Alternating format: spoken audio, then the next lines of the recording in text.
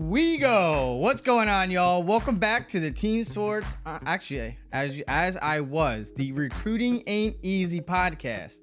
Sorry, I keep changing names up a little bit, but with that being said, my name is Lewis here on Team SWARTZ, and I help provide you information to help you make a well-informed decision throughout your enlistment or joining process in the United States Army or the military in general, and to help prepare you both physically and mentally for Army basic training. By day, my full-time job is a recruiter for the New York Army National Guard and a part-time drill sergeant with our recruit sustainment program, which is a weekend drill where our recruits come in to get paid to prepare themselves mentally, physically, and administratively for Army basic training. So if you're new here, welcome to the channel. Hopefully you find some value in it, to hopefully subscribe, stick around, turn the bell notifications on so you get notified when I go live, like right now, and when I post new videos. So I've been on a hiatus for a while, but I'm going to be getting back into the groove of things and posting regular content on a regular basis. But with that being said, keep it respectful in the comments. Please try not to repeat your questions or comments multiple times. If you're new here, let me know by letting me know what state you're tuning in from. But I go by the latest comments, the oldest comment, working my way up to the latest and greatest, more recent comment. So there's no need to repeat your question multiple times. If you are being disrespectful here in the chat, you know, you will be blocked. This is a positive zone here. So if you got nothing nice to say, thank you, but no thank you. Have a good day. See you later, alligator. And without further ado, we're going to start off the evening with Adam Dorothy.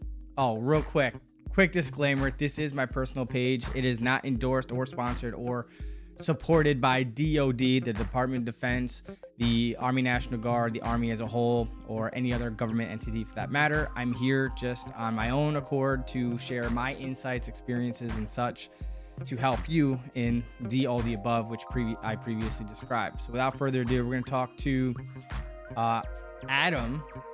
All right. I talked to my recruiter today, and he said I have 5 level 300 moral infractions. He is going to find out if he can get a waiver for them. Is this going to be a showstopper for me? Yes, it could very well possibly be a showstopper. It really depends on the outcome. Like, was it outright dismissed? Was there prejudice if it was dismissed? If you're actually guilty, like here in New York, we have this thing called an ACD, or an adjournment contemplating dismissal.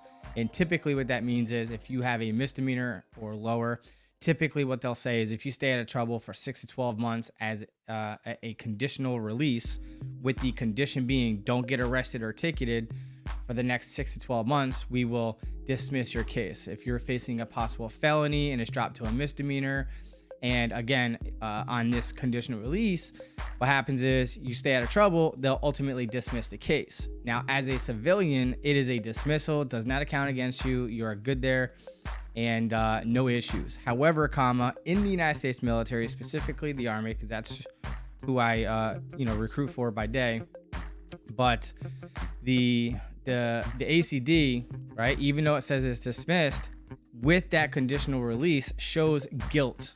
And by good faith, the judge says, if you stay out of trouble, I'll do you a solid and I'll dismiss it. So that doesn't take away from the fact that you still committed the crime. So it has to be an outright dismissal or decline to prosecute by the district attorney, or DA for short. And yeah, so hopefully your recruiter can sift through the paperwork and see what your options are. And you could definitely DM me or direct message me on Instagram. I'll put the link in the chat box here. It's also in the description area if you want to check that out. But whoever has a question on here, if it's too personal in nature, you can always direct message me on Instagram. I do have some comments that are in the pending queue I checked out today, so I have to get back to those.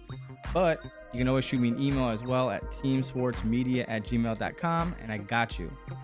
Without further ado, Trill, you run the best channel for interested prospects, boss. So I appreciate that, Trill. Just an average guy on here with a lot of experience, especially with recruiting. And one of the main reasons I created this channel was to help people make better decisions, and not having any skin in the game to, obviously to recruit you, I'm going to keep it 100 with you, and I keep it 100 regardless. But with that being said, I appreciate the feedback and the comments, and one of these days I'll hit 100 subscribers and better. But until then, I will continue to truck it out and do great things. So appreciate that. Thank you so much, Tro. That being said, Kevin says, what's up? What's up? How you doing? Thank you for tuning in. We got Future Airman saying collab with Butterworth syrup. So yes, he and I have not talked about doing a collab, but I'm pretty sure I could. I'll shoot him a text message. Let's see what he says. Uno momento, por favor.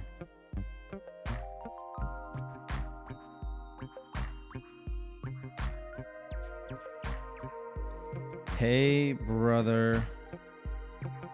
YouTube Live is asking for a collab.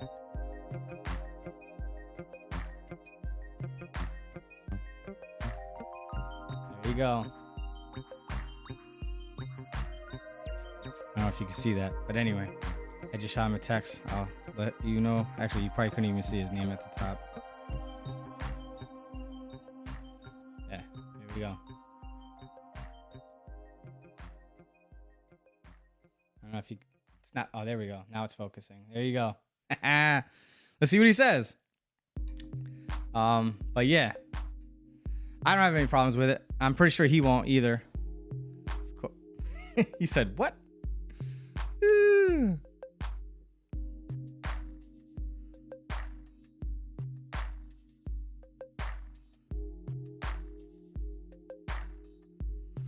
All right, so let's see what he says. Anyway, but yeah, he's awesome. He's doing great things, man, with the entertainment videos. All right, so we got Angelo's. How many bonuses can I get active duty in the United States Army? Up to $50,000 worth.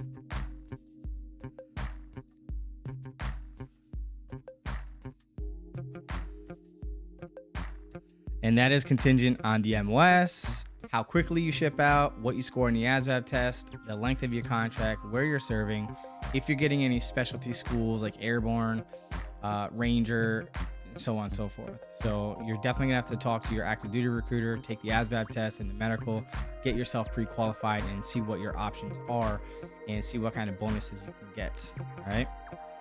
But good luck to you with the bonuses. Anonymous says, the deal with the, what's the deal with the talk of allowing calculators on the, the ASVAB? So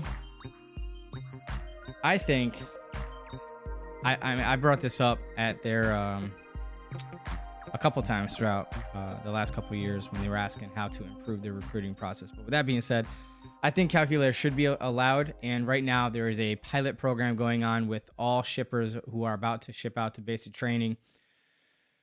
I can't remember if it's contingent on whether or not they scored over a 50 on the ASVAB, but I know there is a minimum requirement to what they had originally scored in the ASVAB to retest if they want to for, pardon my French, shits and giggles. But yeah, to allow them to retest with the calculator just to see if there's a difference and to basically create a database of results to compare them to with everyone else who's not taking the test with the calculator like normal.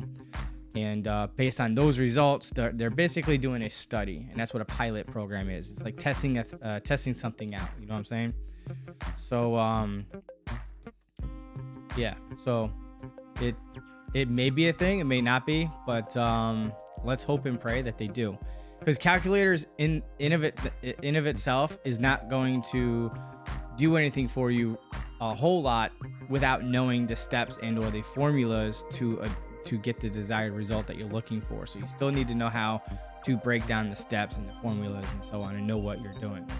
It just helps when you have a simple calculator to do your multiplication, division, and so on and so forth.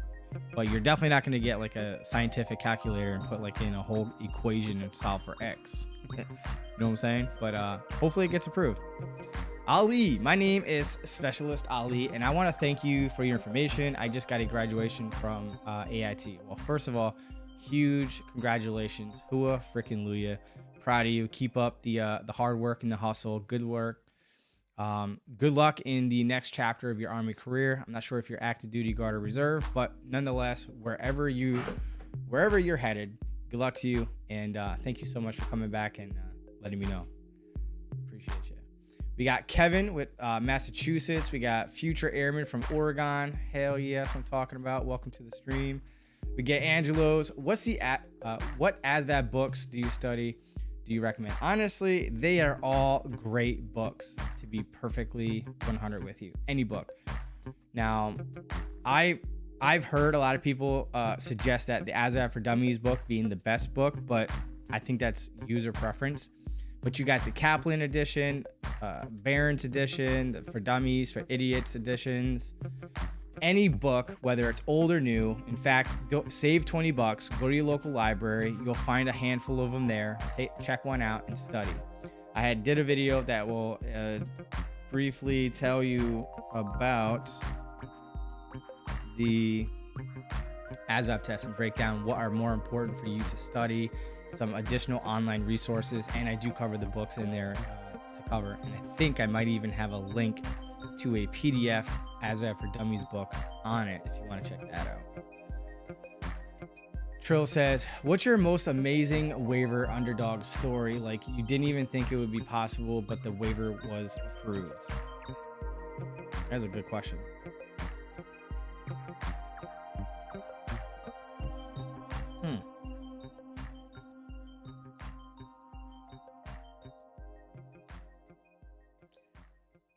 I think it was something that actually didn't even need a waiver, because this person, by the current MEPCOM guidance, basically said that they were ineligible for enlistment. Like basically this applicant I had, now soldier, he had 40 centimeters of his large intestine removed roughly within like 48 hours of birth or something like that, something crazy.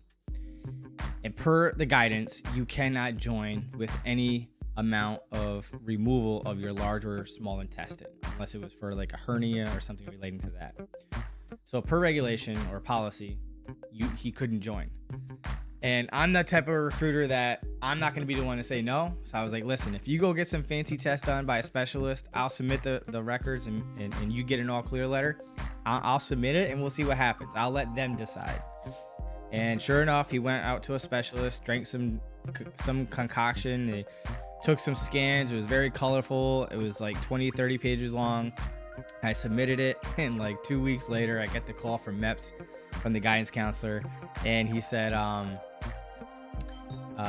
hey man, your guy's good to go. No waiver required. If otherwise eligible to enlist, go ahead and contract him. So I called up that guy. I was like, hey, look, motherflower, I'm going to put you down in this stay here before MEPS realized they done messed up. Of course, I used the F word, but still. That was by far the craziest thing I could think of that got approved. I can't think of anything off the top of my head.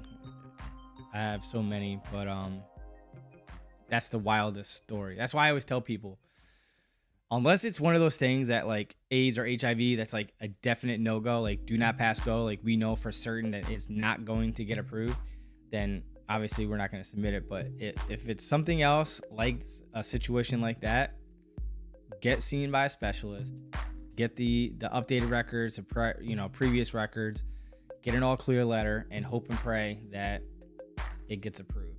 So I let the power that be decide whether or not it'll be approved or not, instead of myself. But with that being said, yeah, that's my story. Hazel Rodriguez says, after signing a contract with a specific MOS, is it feasible a Reno could be approved for no medical reason? If the renegotiation is more than 45 days out from your current ship date and it's for a legitimate, what's the word I'm looking for?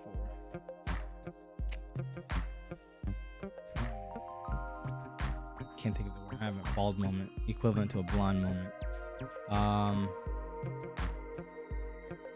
Compelling reason. It's got to be for a compelling reason. It really depends. If it's personal, you don't want to put it in here. You can always direct message me on Instagram. I'll let you know if that's something that they would entertain. But, you know, at the end of the day, as long as it's over 45 days and it's for a compelling reason, we can request to renegotiate it because of XYZ reason. But be prepared for them to say no. All right. That's pretty much all I can say about that. If it's under 45 days, you got to understand, if it's under 45 days from your current ship date,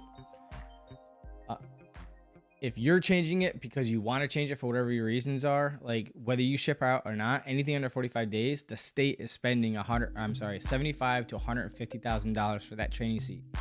So it's got to be for a compelling reason. Unless you're getting injured, you have a law violation or something like that that prevents you from shipping out, no fault of your own other than whatever transpired, then they typically will not renegotiate your ship date unless, again, it's for a compelling reason.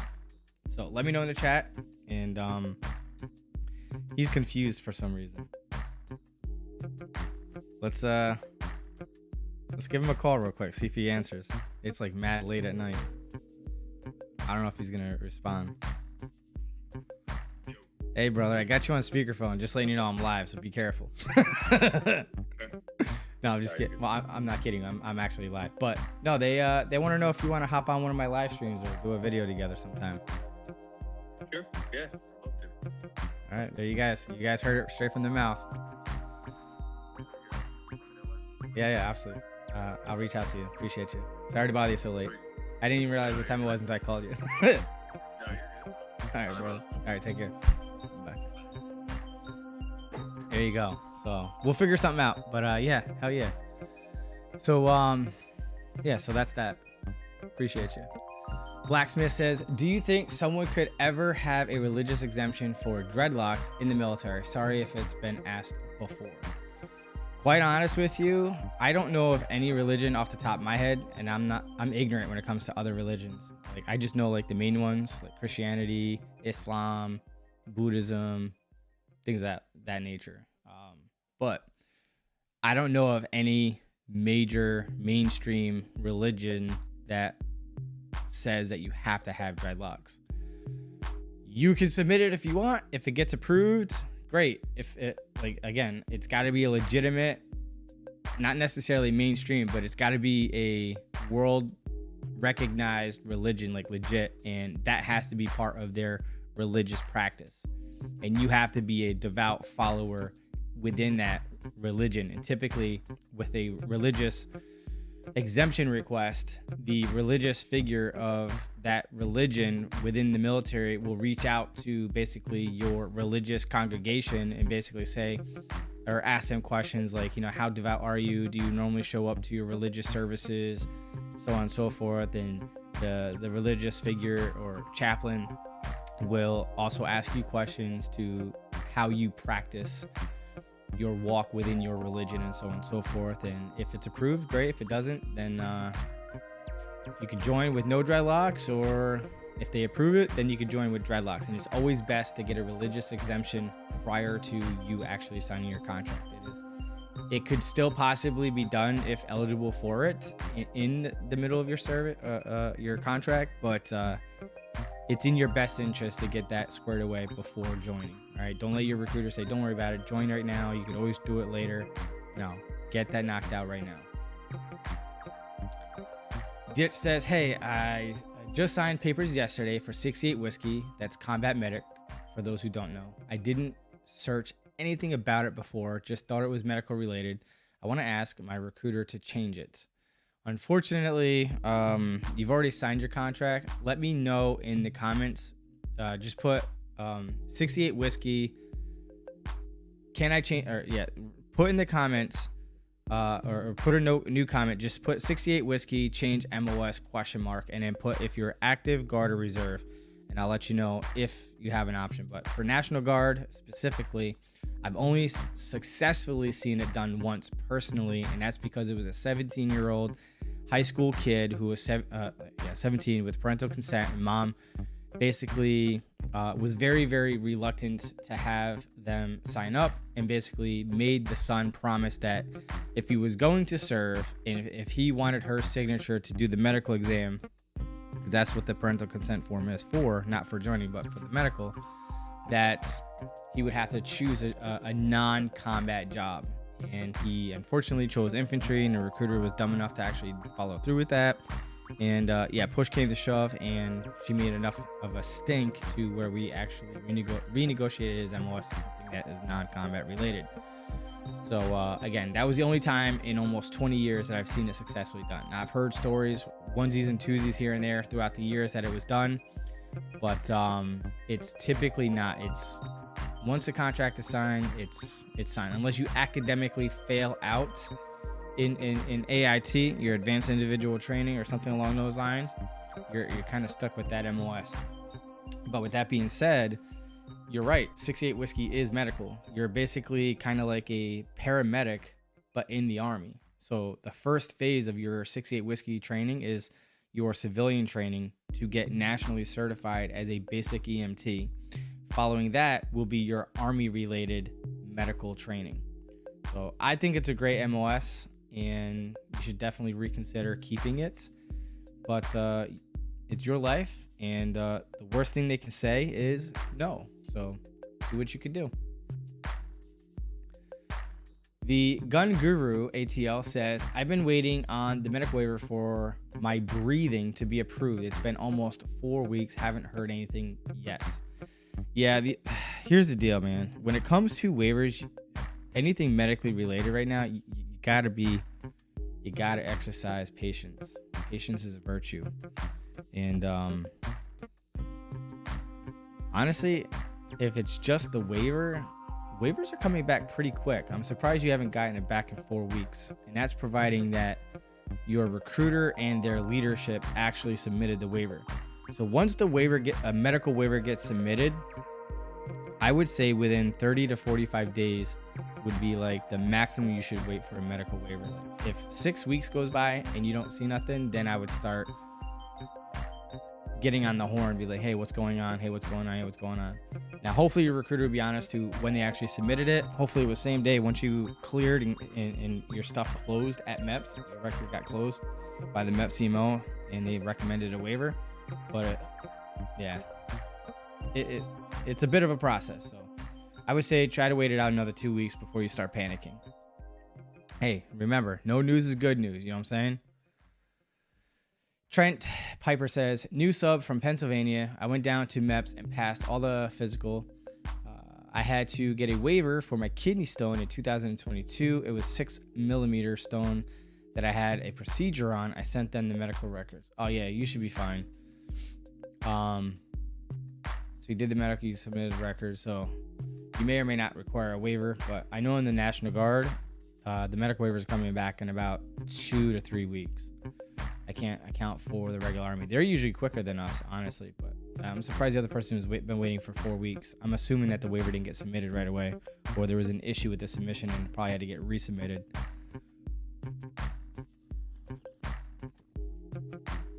But yeah. All right, so Cosmicus Stardust. Question. I enlisted as a 25 hotel. I am shipping to basic training in June.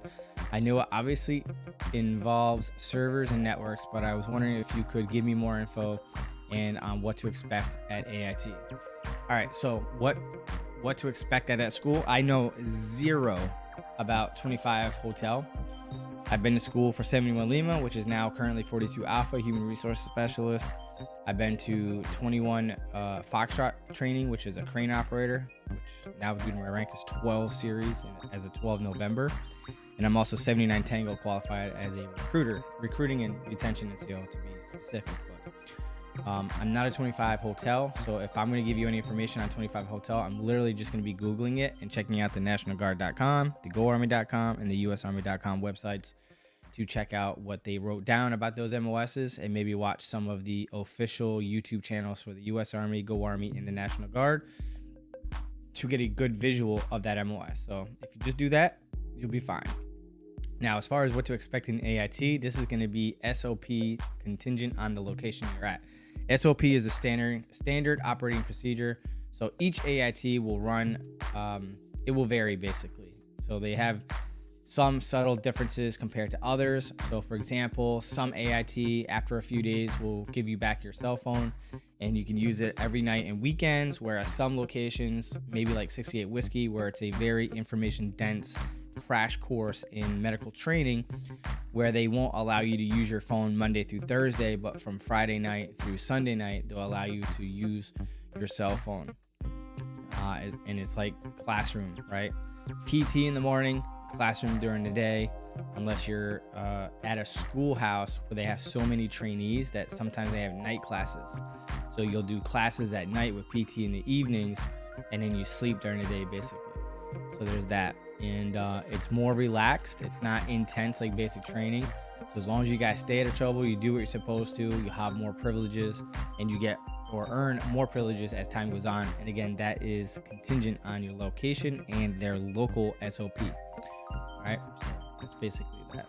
Some sites have drill sergeants, some don't, but again, it's not as intense as basic training. Giant Piper also says, along with a clearance letter from my doctor, I was wondering what are my chances of getting approved? I think for the kidney stone, if it's been removed, 100% approval. And it's been more than 6 months from the surgery. So I think you're good. Ali also asks, how long do I have to stay to get my MOS changed in the Army National Guard? So the bottom line is you have to wait until the end of your current contract to negotiate changing your MOS in the re-enlistment process. So when you go to negotiate your re-enlistment or your extension of your current contract, when you're talking to your battalion career counselor, you can negotiate changing your job and or your units. But if you play your cards right and you do what you're supposed to within the military by showing up on time, being a hard worker, getting known to be reliable, dependable, showing up on time, you could be given tasks, and those tasks will be done on time, if not earlier, and you always go above and beyond what your minimum expectations are, even when no one's looking. And if you're that type of a soldier within the Army, then I would say about halfway through your contract, you can negotiate that with your unit leadership in changing the MOS. It does make it a little bit easier if it's within the same unit you're assigned to. A little bit more challenging if it's in another unit, because now it's up to your losing company commander of the unit that you belong to, and it's up to the gaining unit commander that you're trying to go to reclass in the MOS. So your current commander needs to be willing, one, to release you and to support your request, and the new gaining commander needs to accept you and be willing to spend additional funds to send you to school to reclass in the new job. Does that make sense? So hopefully it does. So always be a stellar, the best that you can be throughout your contract, okay? But with that being said, worst case scenario, it's at the end. But if you're a high speed, awesome soldier, it's possible but not guaranteed to change it in the middle of the contract. Hopefully that helps. Molly World Production says the Google Docs for the MOS line scores aren't working. So it should be. I used it the other day. It's best if you open it up on a desktop computer, whether that's a Mac, iOS, or a regular PC. But you got to open it up on a computer, and all you got to do is click the box where the numbers are at and just type in the new line score. There's no like drop down box and choosing the line score, if I remember correctly. Let's see. Kevin Jasunio says, looking to join but scored 15, finding what the best strategy is. I have a problem with reading. Bought the ASVAB for Dummies book, and I'm more visual. Also, tutors have expensive done videos on too. Right, that last sentence got me. Not really sure, but I have some videos for you right here. There's this, and then so that first video I just posted, it is math, and these next two videos, same concept, but These next two are for arithmetic reasoning. All right. Math is the easiest thing to improve. So between math and arithmetic is usually typically worse than math. So, but it's still easy to improve on in the shortest amount of time possible. If you watch this video, it goes more into detail. But I talk about the strategy. I'll give you the most important part of the whole video, of that last video I just posted about how, or what is the ASVAB test based on. When you go to actually take the ASVAB test,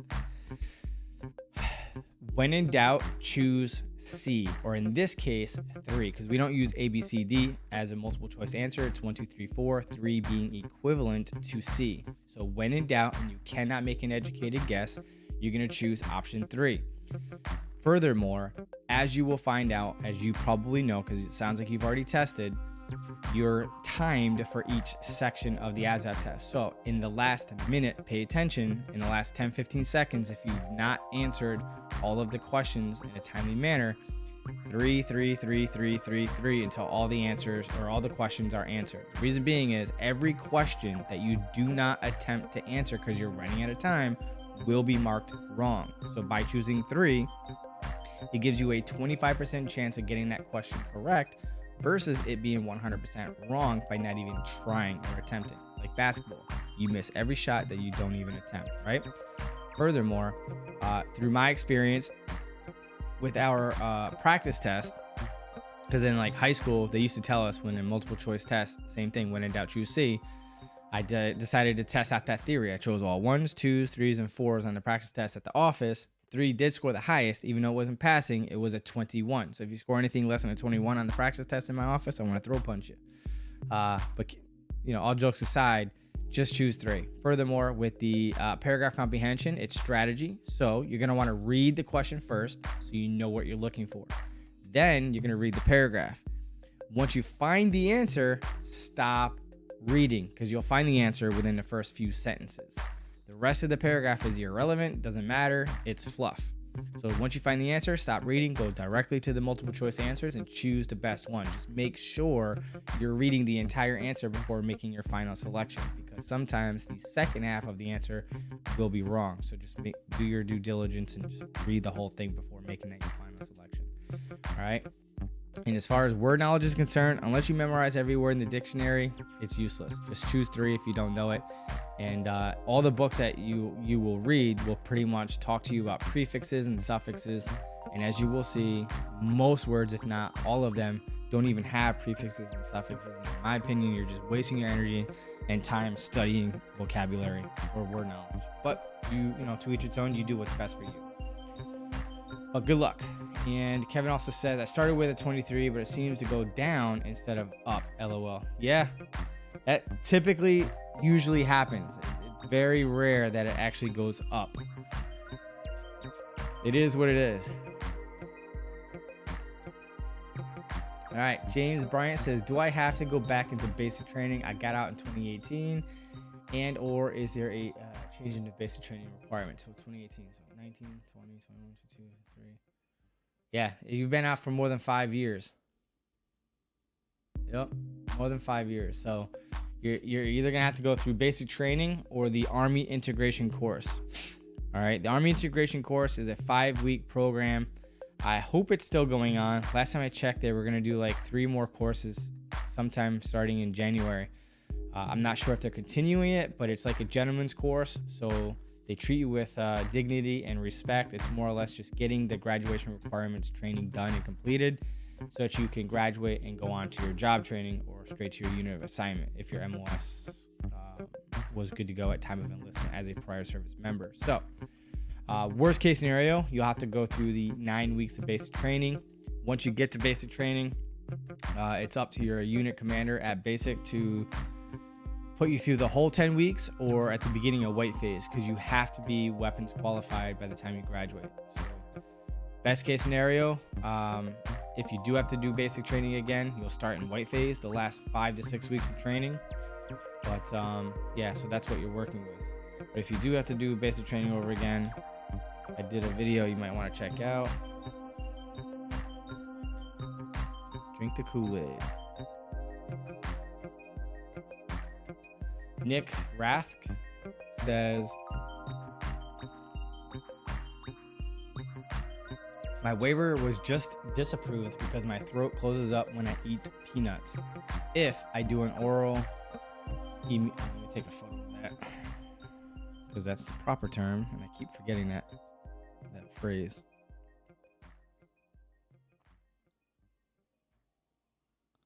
All right, so you wanted to do the oral test basically and eat the 2 tablespoons that are required to pass a food challenge. Will I qualify for a waiver? Yes. If you do the oral taste test in front of a medical professional and they deem that it's actually mild and that you basically won't swell up to the point where you can't breathe and you don't need your EpiPen and it won't be a life-threatening thing, if you pass that, then yes, that increases the probability of getting an approved medical waiver. And pretty much this is the only test that the military will be more comfortable with approving for a medical waiver. All right. But if they determine if there's any type of swelling of the throat, you're pretty much going to expect a new denial when you appeal your medical waiver. So good luck to you, Nick. And those are tough. Those are tough. Future Airman says, if I live in Oregon, can I enlist in another state, Air or Army National Guard? So if you're like in a neighboring state and it's within a reasonable travel distance, yes, you can. So for example, there's a soldier that I have right now that's in training. Lives in New Jersey, and he joined the New York Army National Guard and will drill in New York versus New Jersey. He could do an interstate transfer later on if he wants, but he leveraged a specific program called Cat 4, and it was a once-in-a-lifetime opportunity. He jumped on it, so kudos to him.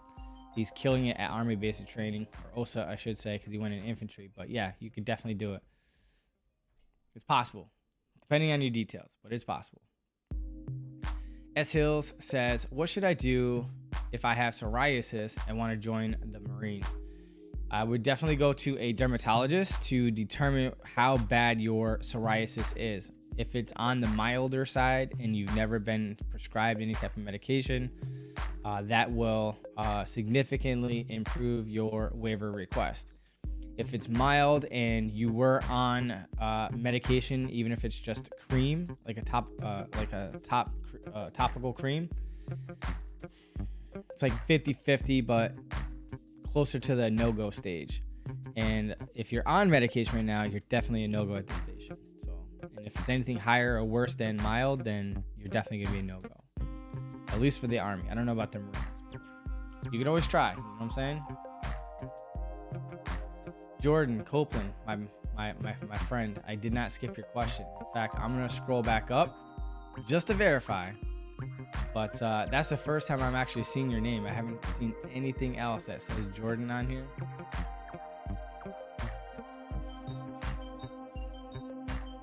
I'm not seeing anything so far. Yeah, I went all the way back to 1923.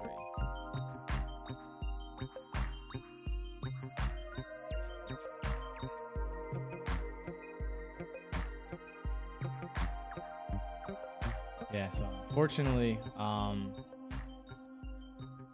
don't see it. All right, Daniel Novato, I'd like to thank you for your Oh, hang on, let me go back to Jordan real quick. So Jordan, your question or comment is important to me, and if it's not showing up on my end, it could be a glitch in the system, or it could be because you're using a word or a phrase that I have blocked for various reasons. So you can resubmit your comment, and if I don't see it on my end again, I'm not skipping you because I just went all the way back to the beginning and didn't see anything from you. You can always Instagram message me here or shoot me an email at Team SWARTZ Media right here, right at gmail.com, and I'll be more than happy to address your question. But I apologize it's not going through, but it's not showing up on my end. All right.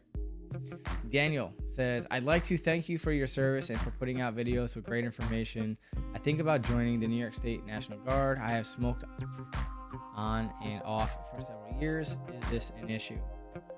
If it was documented, it's definitely an issue, like through medical or arrests or tickets. But if it's personal use, well, by regulation, I have to tell you that you have to disclose it. And depending on how many times you've used it, like was it experimental or was it habitual? If it's perceived to be habitual, your waiver will get denied. But if it's a like considered experimental, like just a handful of times here and there throughout your life, then that waiver would get approved. But if it's not documented and you don't share it and you pass a urinalysis, they won't even know about it unless you tell them. They're not doing hair follicles and stuff like that. But again, by regulation, I have to tell you that you have to disclose it. Fair enough? All right. But go ahead and try it. Completely Unbothered says, does the air assault have to be a part of a contract like Airborne? If it's active duty, maybe reserve, then yeah, it has to be part of your contract if you're expecting to get that school. If you're National Guard, it's not a contractual option, unfortunately. Now, if you're in a state that has Airborne school, if you're in the National Guard, then Airborne could be a possibility if you're going into an Airborne unit. But talk to your recruiter about it and see what's what. But it's usually a specialty school that's planned and coordinated and paid for by your unit, not necessarily a contractual option. Trill says, Grammar Hero on YouTube is a great study source for math. He got me a 93 in the Piecat. Hell yeah, I forgot about that. I'll put that here in case they don't know where to find them. I actually meant to post that earlier along with Gaminal Tutors.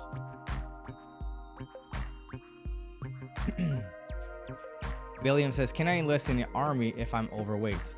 Yes, one of the recent changes, they increased it from no more than 6% to no more than 8% over your maximum allowable body fat percentage per age and gender. So check out this video. I'll talk about it here. All right, so that's an update. And you can also do both at the same time if it applies.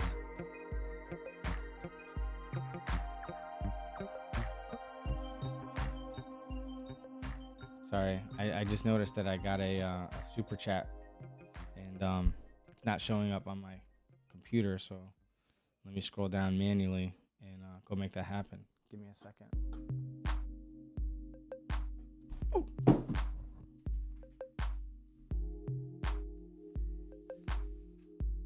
All right. All right, so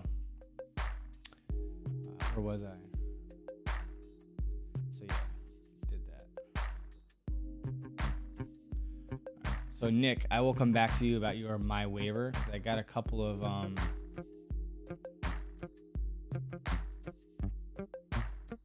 so I got this super chat from Future Airman. It says, can I bring my book of Mormon to basic training? I'm LDS. I'm not sure what LDS means, but any religion you have and you have a religious book like the Holy Bible or the Quran, whatever the Mormons use, then absolutely you can bring it with you. They may even give you a version of it at the training site too. But yeah, definitely feel free to bring your religious book. My apologies for not getting to this sooner. And thank you very much for contributing to the channel. It definitely helps out a lot. And normally I get to you faster. And my apologies again for not seeing it.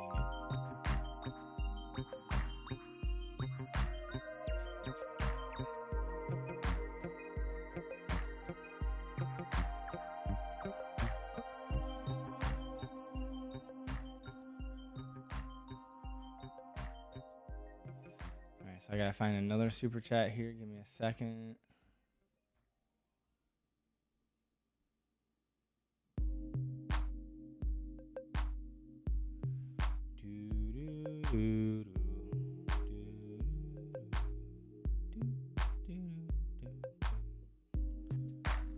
Why am I not seeing it? Oh, here we go.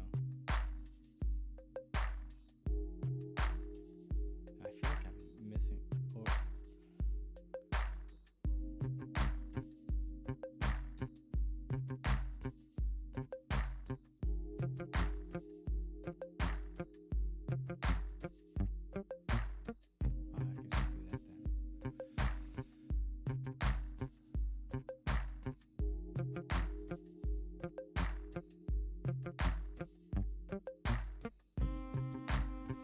So Darian Holland says my 09 Sierra age waiver was denied. Any chance of appeal? No, unfortunately, they're pretty strict on the age for OCS. Now, I'm not sure if you're going regular Army / reserve or the National Guard.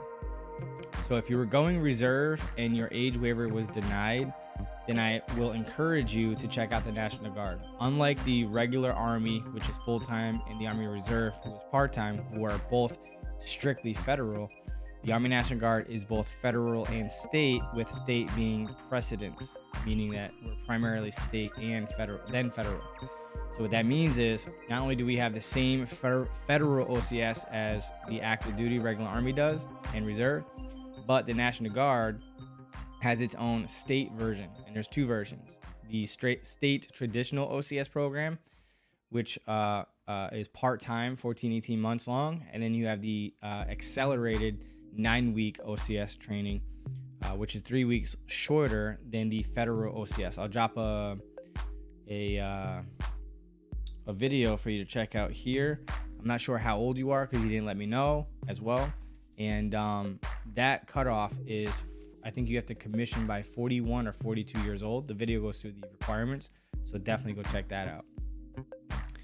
And Nick says my waiver got disapproved because of my throat closed up during an oral food challenge for peanut butter. If I do a immunotherapy to reduce my sensitivity and pass a food challenge, can I get a waiver? In that case, then I would use the new documentation to appeal it, but not until then. So unfortunately right now, because you failed the oral food challenge, you're a no-go at this station. And unless you can do the immune therapy, what you just said, immunotherapy, to reduce it so that you don't have a reaction anymore, then and only then could you appeal it. All right. So for everyone who gave me a super chat, appreciate you. Thank you so much. It does help out the channel and is greatly appreciated. Thank you so much. All right. So let me go back up to where I last left off.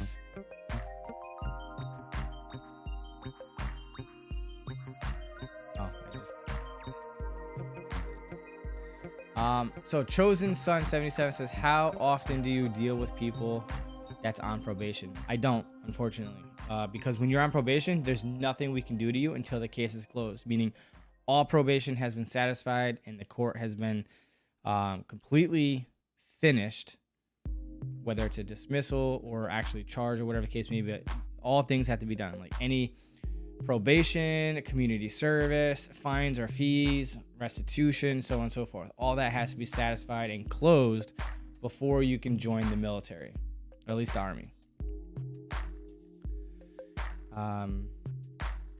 A Ryan Patel says, bro, I'm 210 pounds and I'm 5 foot. In order to qualify for physical, I have to be 140.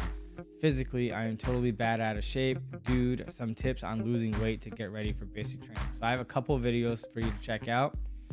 My Team SWARTZ fat loss video.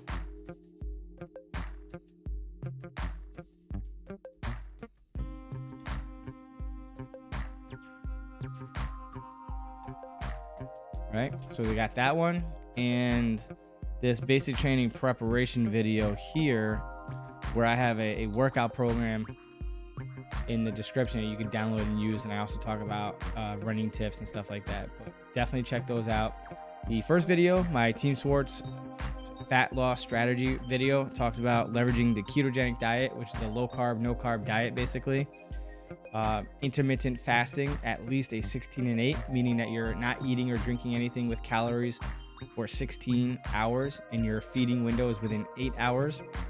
I suggest that you do the Warrior, which is a 20-hour fast with a 4-hour feeding window, and then obviously reducing your calories to something closer to like 2,000 calories per day. And then in the ketogenic diet, making sure that your fats and your proteins are as close to 50-50 as possible, because that way you don't have a surplus of dietary fat in your body. Transitions from glucose, which is carbs, source of energy, to fats, and having a lower end of the dietary fat forces your body to tap into your stored fat, which expedites your fat loss. So definitely check out the video. It's worth it. I lost like 32 pounds in like 2.5 months. It's sick. It's insane. It's just I love carbs, so that's why it was not sustainable for me, but it definitely helped me reach my goals in a shorter time period to hit my goal at that time. But yeah, so just food for thought. And being ketogenic and being in ketosis, I'm telling you, I had like sustained energy all day long, more energy than I've ever had in my entire life. I just simply felt amazing. But yeah, definitely check those out. S Hill says, if psoriasis, that. Martin Herman says, my recruiter said I need a psych consult at MEPS. I've never been diagnosed, but my school said I had something. What's involved in the consult? Basically, it's a psychology consultation. They're just checking out your mind, your thought processes, if you've got goals or aspirations and things like that. Check out my video here. I do go into more detail about mental health stuff, but basically they want to know why they assessed you at that, what was going on at that time, how did you overcome it, how do you deal with those negative emotions or feelings, and what kind of coping mechanisms you have then and now, and why you feel like it's not going to happen again in the future, or what you're doing to help prevent it in the future, and things of that nature. But I go more into that in the video, so definitely go check that out. And even though I may not specify psych consultation, I talk about what they're looking for in the evaluations and stuff like that, and your applicant statement. Okay. All right, Brian Menjivar says, how hard is it to get a secret clearance? If it's denied, what is the best move after that? So good question, and that's pretty cool because I actually don't get questions like that often. So with this, right, if your secret clearance waiver gets denied now, it's not a no forever, hopefully, but it's a no for now. You got to understand that when you're joining, we don't know you from Adam or Eve. Even if you give us your best character references, who the investigator will reach out to find out your character, whether you're a good person, bad person, you've done drugs, you've done bad things, so on and so forth, right? They know that you're not going to list anyone who's going to talk crap about you, right? So they're not going to trust heavily on those references that you provide. So if it's a no now and they deny your clearance, get your foot in the door, go into an enlisted route that does not require a secret clearance. For now, for the next 2 to 3 years, be your best self. Show up on time, be in the correct uniform, do your job, do more than your job, volunteer to do things that are outside of your normal MOS, like becoming a SHARP representative, which is our sexual harassment and assault program, basically. EO representative, equal opportunity, master fitness trainer, something along those lines, or even resiliency instructor, right? Those are the types of things that are outside of your MOS, and become known to be reliable, dependable, all that stuff, even when no one's watching.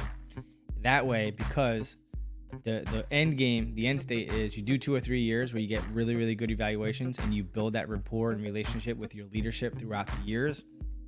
Now, when you get close to the end of your contract and you want to negotiate and changing your MOS back to something that has a secret clearance for that particular opportunity, think of it as building credit, right? When you first start out with credit, you have bad credit. Not because you have bad credit history, but because you don't have good credit history, basically. So in this case, we're not going to trust your references. So building credit in this case is doing right always and impressing your leadership and, like I said, building that rapport and becoming trustworthy and all that good stuff over the years builds up your credit score so that when you go to apply for that job, that investigator will reach out to your prior leadership, whether it was your squad leader, platoon sergeant, platoon leader, first sergeant, company commander, what kind of soldier is this? Did they this, did that, whatever. So now, like before coming in, you're considered a high-risk applicant, whereas now we have trustworthy, reliable resources and eyewitnesses that pretty much won't put any hair on their tongue and stick up for you unless you're a good soldier. So they're going to take it for for face value and believe with a lot of weight of what your leadership says about you, and they will afford you that opportunity more willingly and overlook some blemishes from your past with this built up credit of good work history within the military. Hopefully that makes sense and I articulated that in a way that you understood, but that's essentially my response to your question. So hopefully that works out for you. And Hazel, you're very, very welcome. Thank you for coming back. We got Martin Herman that says, hey, future airman. Oh, it's not for me. Alex M says, what is the verification Piecat and how is it like? All right, so I did a whole video about it if you want to check it out. But basically, you can do the Piecat either at the recruiting office or at your home. With or without your recruiter, it is going to be not proctored by a military service member or a DoD civilian at MEPS. So it's a version of the ASVAB that's done outside of MEPS. And there's no time limit other than completing it within 48 hours of the moment you log in. Whether you start the test or not, the moment you log in, it expires within 48 hours. Okay, so once you pass the Piecat, or at least with a 21 and above, what happens there is now you have to go within 30 days to MEPS to verify it. It's a shortened version. It's like 40 minute, 30 to 40, well, 20 to 40 minutes, depending how fast you take it, but 20 to 40 minutes of a variation of what we call the verification test. So it's a shorter version. The video will go in more detail, but if your answers are consistent with how you took the Piecat, then they will award you that grade with those results to help you qualify for the MOSs and opportunities that the Piecat said that you were eligible for. But if they're inconsistent, you're doing too far better or too far worse, it will automatically switch it to the full version of the 3-hour ASVAB test. All right, but check out that video. It goes into more detail. Also gives you tips and insights in how to take the Piecat that would be equivalent to doing it at MEPS to add that additional pressure that you're going to have, because it will be time constricted, whereas in the Piecat, it's not. And anyone who has more time in the world to figure out a question is always going to perform better. So you need to perform faster, quicker, without any assistance like a calculator, ChatGPT, Alexa, Siri, so on and so forth. No outside assistance. All right.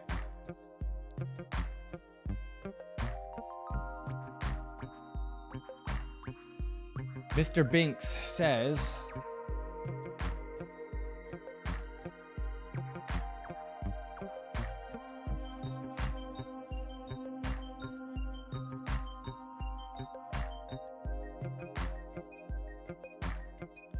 Mr. Binks, I'm going to come back to you because I got a couple of super stickers, I think. So let me scroll down a little bit. Sorry, I have my screen on dark mode with this teleprompter, so I can't see the reflection, but it makes it harder for me to see the super chats unless I'm paying attention to my cell phone, which I have not been doing a very good job tonight. I should get somebody to help me out, like maybe my wife, but I got a 2-year-old that she's got to take care of during these times.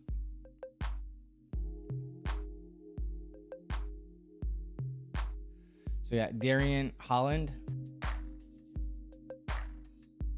Oh, I think we already did that,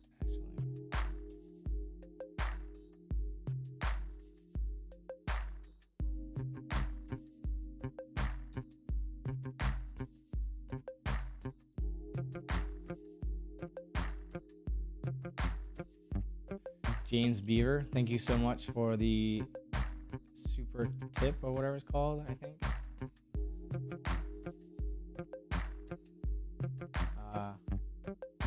Whoever it was, message was retracted, whatever that means.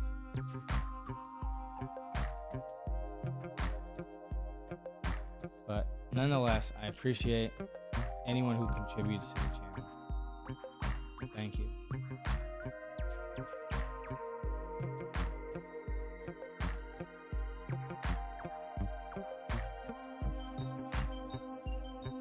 All right, so Mr. Binks, I'm back. My apologies. All right, so 15 years old and definitely already planning to join the Army, nearly straight out of high school. Do you think I should do it so soon? All right, so Mr. Binks, that is a question not only you can answer for yourself. I highly encourage you to watch this video here because it's very, very important that you know how to do your own research and make a very well-informed decision. All right. Now, I can only talk to you about what's important. That was important for me in my value system and why I chose to join. I joined straight out of high school as a senior. Okay. And had I known that I could have joined as a junior, I definitely would have. So this is something, I don't know if you're, yeah. So when you do become a high school junior and you're at least a high school junior and 17 years old, then check out this split training option. Because if I could have done so, I would have done the split training option and went through basic training between my junior year and senior year and then completed my job training after I graduated from high school. I think that would have been dope. I wish I had done that. It would have been so awesome. Just think of the stories that you're going to be able to tell when you go back home. So while everyone else is partying, having a good old time, going on vacations and doing whatever, or maybe nothing at all and just being boring, you're going to be able to go back to your senior year of high school to talk about how you threw 2 hand grenades, you shot rifles with shooting over 1,000 rounds the entire time you're there, sleeping in the woods, doing tactical training and all kinds of different things that the average Joe doesn't get to do, especially at that age. But again, that's my opinion for me and what I would have done. You have to figure out for you what's important to you. And on one token, you can sit there and say that I don't want to rush it. And that's cool. Enjoy your youth, enjoy your high school experience to include your summers, because there's always time for you to grow up after you graduate and do adult things. I mean, I'm trying to get out of the hood too, you know, because adulthood, it's a crazy area. You know what I'm saying? But yeah, so but props to you looking into your futures. That's great. Hopefully that helps. Probably not what you're looking for, but I don't. So one of the things that I pride myself as a recruiter and here on the channel is I don't try to influence anybody. Yes, by sharing helpful videos like I do does influence people, especially for those who are on the fence or on the bubble on whether or not they should pull the trigger and make this a reality. But I have a strong conviction of not trying to use sales tactics to inspire, I shouldn't say inspire because inspiration is different, but like manipulating or influencing or persuading someone to decide one way or another. I want you, the way I operate is I'll give you all the information that you need to make a well-informed decision. It is entirely up to you whether or not you want to do this. And I've held that true throughout my entire career, and I will be that way until I retire, hopefully next year. But that being said, good luck in your decision-making process. Okay, Hollywood clip. Got my test tomorrow. Everyone pray for me. Gotcha. All right, so Mystic with a dot. That's all I see. Unfortunately, that's not for me. James Graham says 17 and joining the National Guard in June. I'm 258 pounds right now, which puts me 56 pounds down. So I got to get my weight down to 226 to get that BMI within the limits. Yeah, so currently right now, James, the 09 Mike program will allow you to join as long as you're no more than 8% over your maximum allowable body fat percentage. I'm assuming you're a male based on your name. So let's say you're like 17 to 21 and your maximum allowable body fat is 24%, right? So you're allowed up to 32% body fat in this example, right? Yeah, all right, good. My math is horrible. But yeah, you get the point, right? So once you, like, I would say every other week, go to the recruiting office and have them measure you and find out where your body fat percentage is. And once you get within that limit, do it now rather than later. All right, but good luck to you. Crew says, you can still change MOS unless you locked it in with the people at the liaison. Yo, that's the whole point. That's basically what she was saying. If not, just tell them you want to change MOS. So when it comes to at least the National Guard, when you sign your contract, you're signing for MOS, even when you're going regular Army. But I don't have it readily available. But if you direct message me on Instagram, It sounds like he's still serving, and he's currently a sergeant major who is or recently left the USAREC recruiting leadership area as a sergeant major.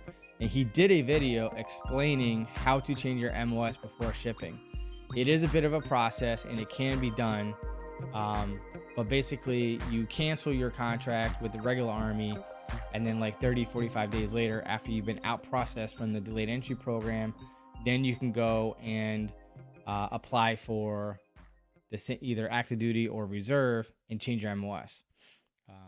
But that's in his video. So direct message me. I'll send you the link. I don't know how true that is, but again, he's a sergeant major, or was a sergeant major in recruiting, or was in recruiting for the regular Army and Army Reserve.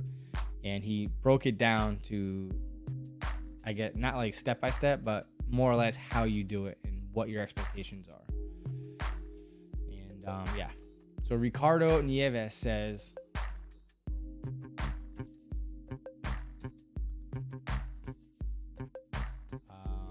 hello, I have 21 college credits. Can I join the active duty Army with that? Only if I don't have a high school diploma or GED. Now, for the Guard, yes. You just need 15 college credits or more. So the Guard, yes. I don't know for regular Army. I would say it's probably a yes. Because we follow the same rules. AR 601-210 and the AOC. But I know for the Guard you can, but active duty, they're weird like that. They may allow you to do so, but may require you to score a 50 or higher on the ASVAB, because their policies are forever changing when it comes to these unique, subtle differences. But I want to say yes, but verify with your local active duty recruiter. So as long as it's an accredited college, you're good to go.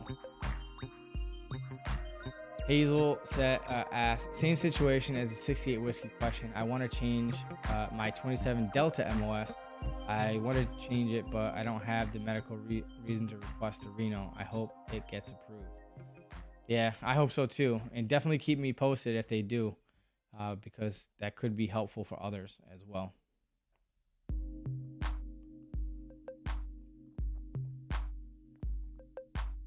Marcelo says, I'm on 20% disability, 10 for back and 10 for a fracture. Can I go in active duty in the Guard?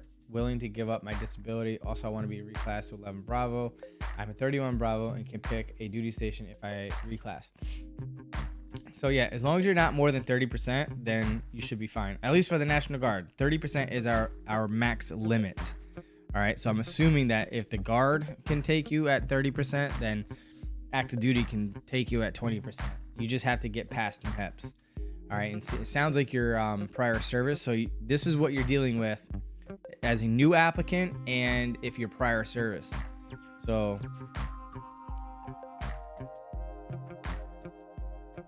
MHS Genesis overview and MHS Genesis update will explain to you what happened. So you're gonna have to do what we call a complex pre-screen, and yeah, you're gonna have to jump through hoops, and you're probably gonna need a medical waiver, so you're gonna want to check this out too. But Genesis is a DoD sponsored program where it allows the military, not just applicants joining, it's like military wide, new recruits and those who are currently serving. It basically creates an electronic medical reporting system. So they'll have records to your civilian medical records, whatever is in there. And if you're prior service, it gives them direct access to your prior service medical records all the way from the first day that you went to MEPS to do the medical exam. So anytime you're in a military facility, they're going to be able to see that. Now, when it comes to civilian records, they either see everything, they see some of it, or they see nothing. You never know what you're going to get. It's kind of like a box of chocolates. You just don't know what you're going to get. You know what I'm saying? So good luck to you, and may the waiver gods forever be in your favor. S. Hill says, question or advice. I am 20 years old with psoriasis. No flare-ups in the past 2 years, but in medicine, what are the chances of joining the Marines? If you're currently on medication for the Army, that would be a no-go at this station because you're currently on medication.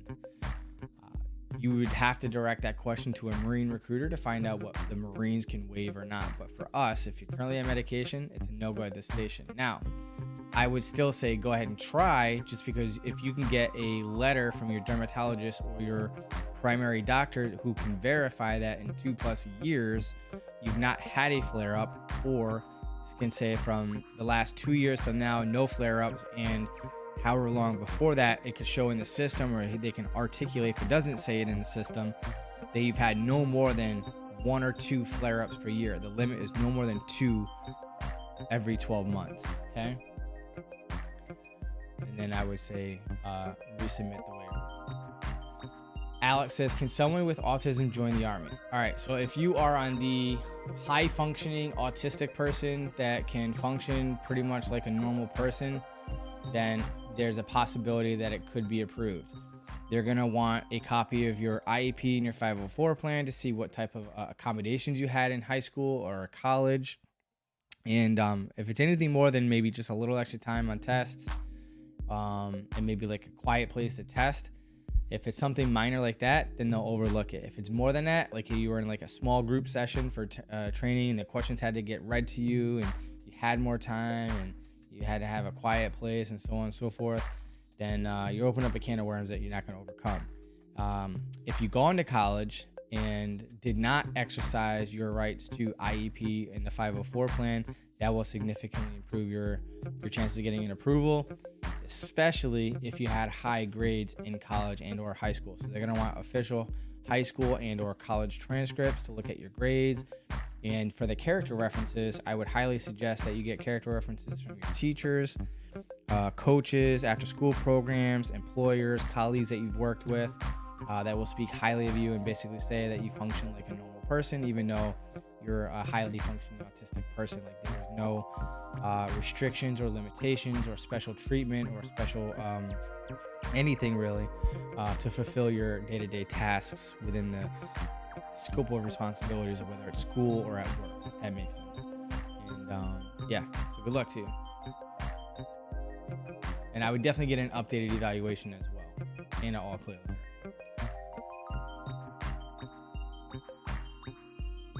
Oh, I didn't even see this, Mr. Fusion. My apologies. Thank you so much for supporting the channel as always. And are there waivers if you had any use of an inhaler one time?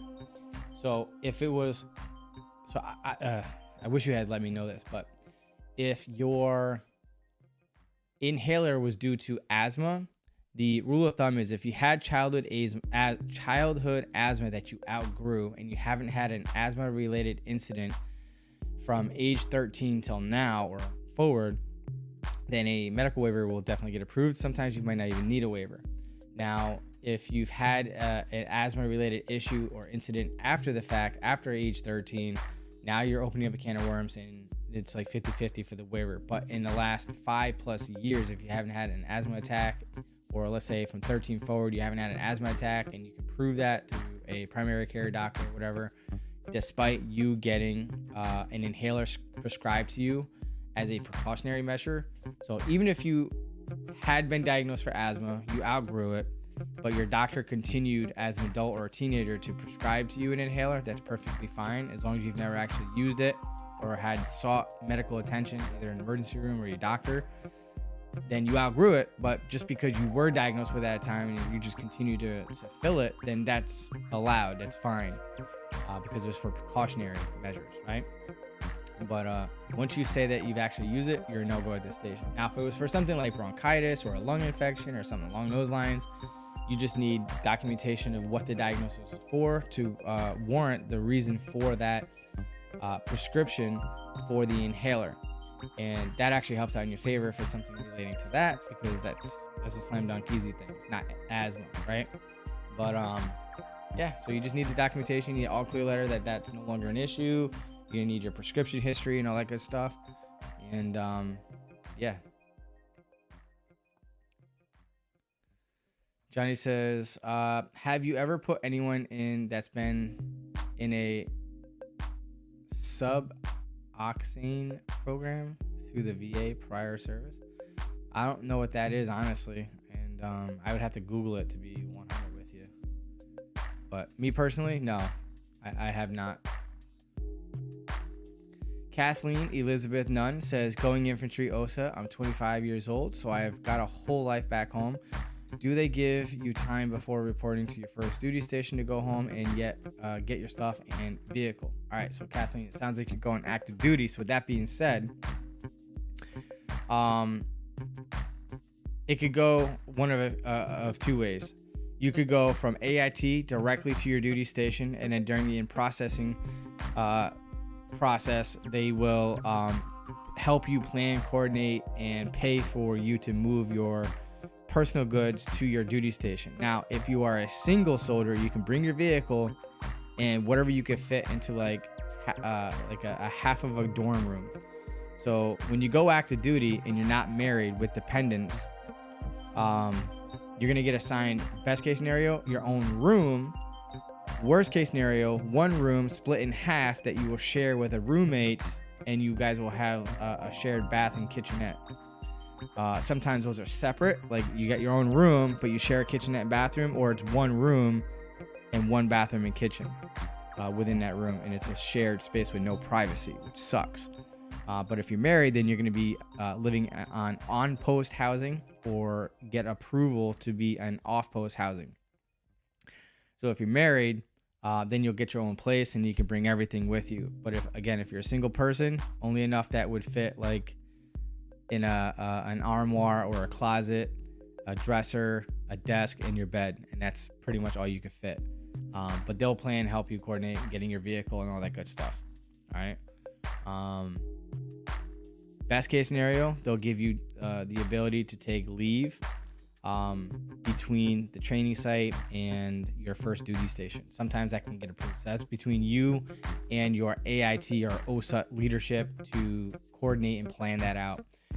So also, furthermore, you will get up to 7 to 10 days of permissive TDY, which is like free time off to go back, secure your personal belongings, and move them to your first duty station, to include your family if you're married. All right, and hopefully that addresses your question. Crew, at AIT, I got to use my phone all days of the week. There you go. That's awesome. I did too after I got past the first few days. At Ago says, I'm dual citizen, US and UK, who is currently living in the UK. My education is UK based. What is the best way for me to prepare for the ASVAB, since it's likely based upon American education? You will take the ASVAB test in English, not any other language. And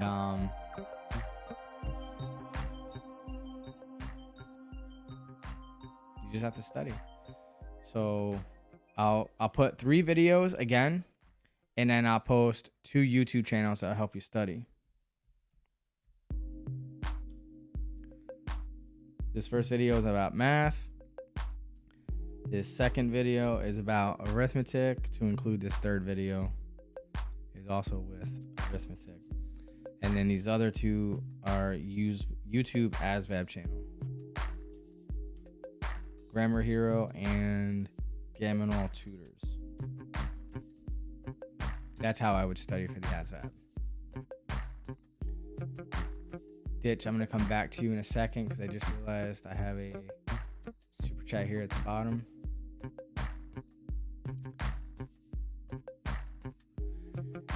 Person, I'm assuming that the DSA means Drill Sergeant Academy, but just for your situational awareness, it's actually the USA DSA. All right, the United States Army Drill Sergeant Academy. But how was it? I heard the Army is hurting for drills. Yeah, they were about 600 plus behind schedule when I went through it in summer of 2020. I'm not sure if they caught up or whatever, but yeah, if you want to be a drill sergeant, I say go for it. It is going to be a huge challenge because of the lack of sleep and everything. But I think the biggest challenge that a lot of drill sergeants deal with are major egos. Lots of egos in drill sergeants that you will work with. But other than that, I absolutely loved the Drill Sergeant Academy. I didn't want to come back to recruiting. I wanted to hit the trail for a couple of years, but I am in the National Guard. I have a family to feed, and it wasn't worth me resigning as a full-time recruiter to go to a reserve detachment in my local area to hopefully and pray that I get full-time orders for 2 years. So I made the responsible decision to stay as a recruiter, and yeah, so it is what it is, but yeah, but I loved it.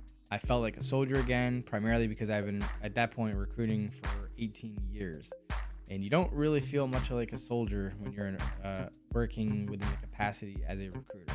So that felt great, being treated like a soldier and a leader. But yeah.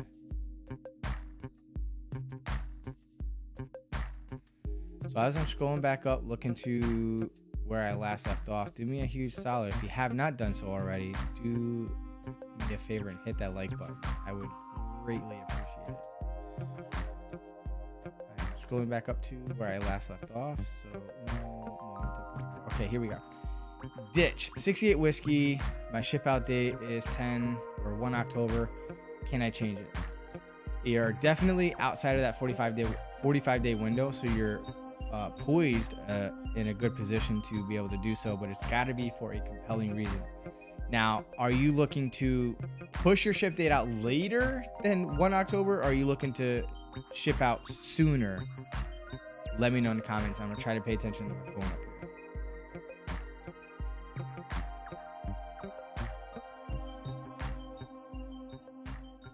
So to push your ship date out, you gotta have a compelling reason. Likely it'll get denied, but if it's compelling enough, they could approve it.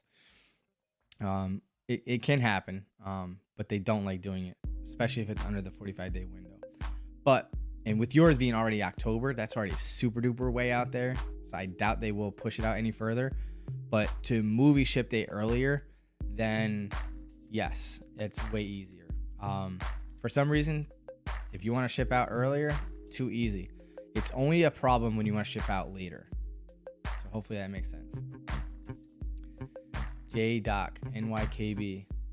How do you know my recruiter RSID? That's scary. Who is this? Is this Han? Who's this? Who you?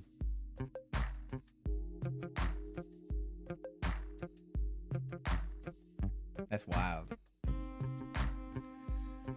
See, where was I?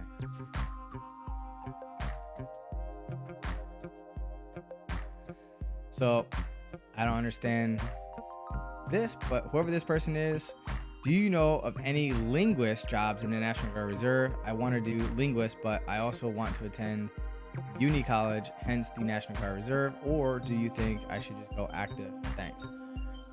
I know that when we were at the height of the war of Afghanistan and Iraq, we did have linguists. I don't think we have those anymore.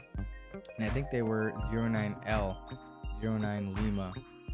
But last time I checked, we weren't doing it. So I would probably have to say that is a no. But if you want, you can always direct message me on Instagram at Team SWARTZ. I'll put in a link here real quick. Shoot me a direct message and ask me that question again, and I will verify for you. But I remember looking into it like 6-12 months ago, and it just wasn't an option anymore. But now if you speak Russian, Cantonese, Mandarin, or some sort of Chinese dialect, then it may be a possibility. Maybe not for the Guard, but maybe in a reserve and active duty for sure. But yeah. Who's JDoc that knows my RSID? That's scary. Who is you?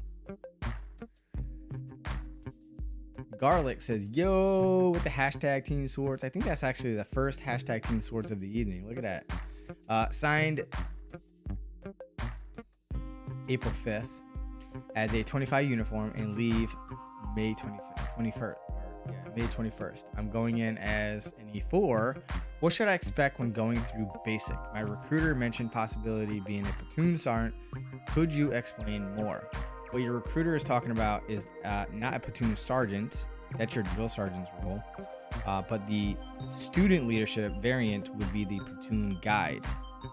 All right. So that's basically the person that sits in front of the formation that disseminates the information from the drill sergeant. So you got to understand that when you're in a student leadership position, as a follower, as another trainee, you have to respect and adhere to the guidance and instructions that your student leadership puts out, because that is backed 1000% by the drill sergeant. All right. So if they're saying you need to pack XYZ and be on point and in formation by this time and this uniform, make it freaking happen. And if you fail to deliver, guess what? You get stronger. You know what I'm saying? So, yeah. But yeah. I think that answers your question, but let me know if I didn't. Johnny, I didn't say that right. On prior service, trying to get back in, and I was in something program through the VA. I'm wondering if you've ever put anyone in that's been whatever that thing is. Honestly, I don't even know what that is. I would have to Google it.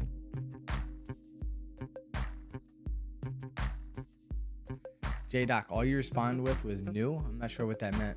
I don't see any other message from you, J-Doc. All I see is a new with the asterisk.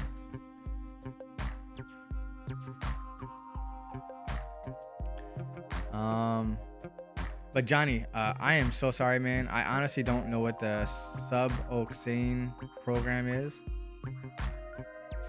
Direct message me, and I will find an answer for you. All right. I just don't want to, like, I know a lot. I don't know everything, and yeah. But I will definitely get you the correct answer. All right. So email me, teamsourcemedia@gmail.com, or Instagram me. Here, and I'll get you a solid answer. I don't want to put out bad information out there. I want to make sure you get the correct information. Jose G says, what is the highest rank someone with a bachelor's degree can have? Specialist E4. That is the highest rank you can have as an enlisted soldier. Even if you go in OCS to become a commissioned officer with a 4-year degree, you will join as a specialist E4. Once you graduate from basic training, you will get paid as a sergeant E5 as a OCS candidate. And then upon graduating OCS, you'll be pinned second lieutenant. And then within a year and a half, you'll complete your BOLC, your BOLC, your basic officer leader course. All right. Alex M says, what is the Piecat verification test and how is it like? I think I already answered that question from you. But it is a version of the Piecat that you can take at the recruiting office or at home. But you do have to go to MEPS to verify. M Lightning H says hashtag Team Sword. Appreciate you. Welcome back. Haven't seen you in a minute. Glad you got back here. Tim Dunnigan says, how long does a moral waiver take in the National Guard, and when is it up? When it is at NGB level? It's for the bunch of petty drinking, marijuana, and trespassing tickets from 15 years ago. It sounds like if it's a DMPM highest level waiver, then it's going to take more time. But moral waivers are taking 90 days or less. If it's a DMPM waiver, anywhere from like 45 days to 180 days on average. It really depends on your details and convictions and whatnot.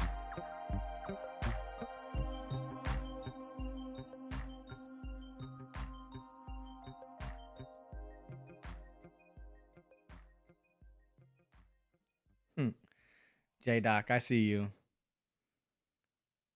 Now you got me curious. Am I on the watch list because I'm doing something inappropriate or perceived to be doing something inappropriate on YouTube? Don't be scared. I work with the Guard, finding you guys soldiers. Were you virtual recruiter? Didn't want to dox you. Cool to put a face to the name. Knew you would recognize the RSID, pioneering a new thing. I like it. Now you got me intrigued. I'm interested. If I can help out in any way, let me know. They had me doing virtual recruiting for about 18 months before my state had me respectfully bow out of it and put me back on the streets as a regular recruiter.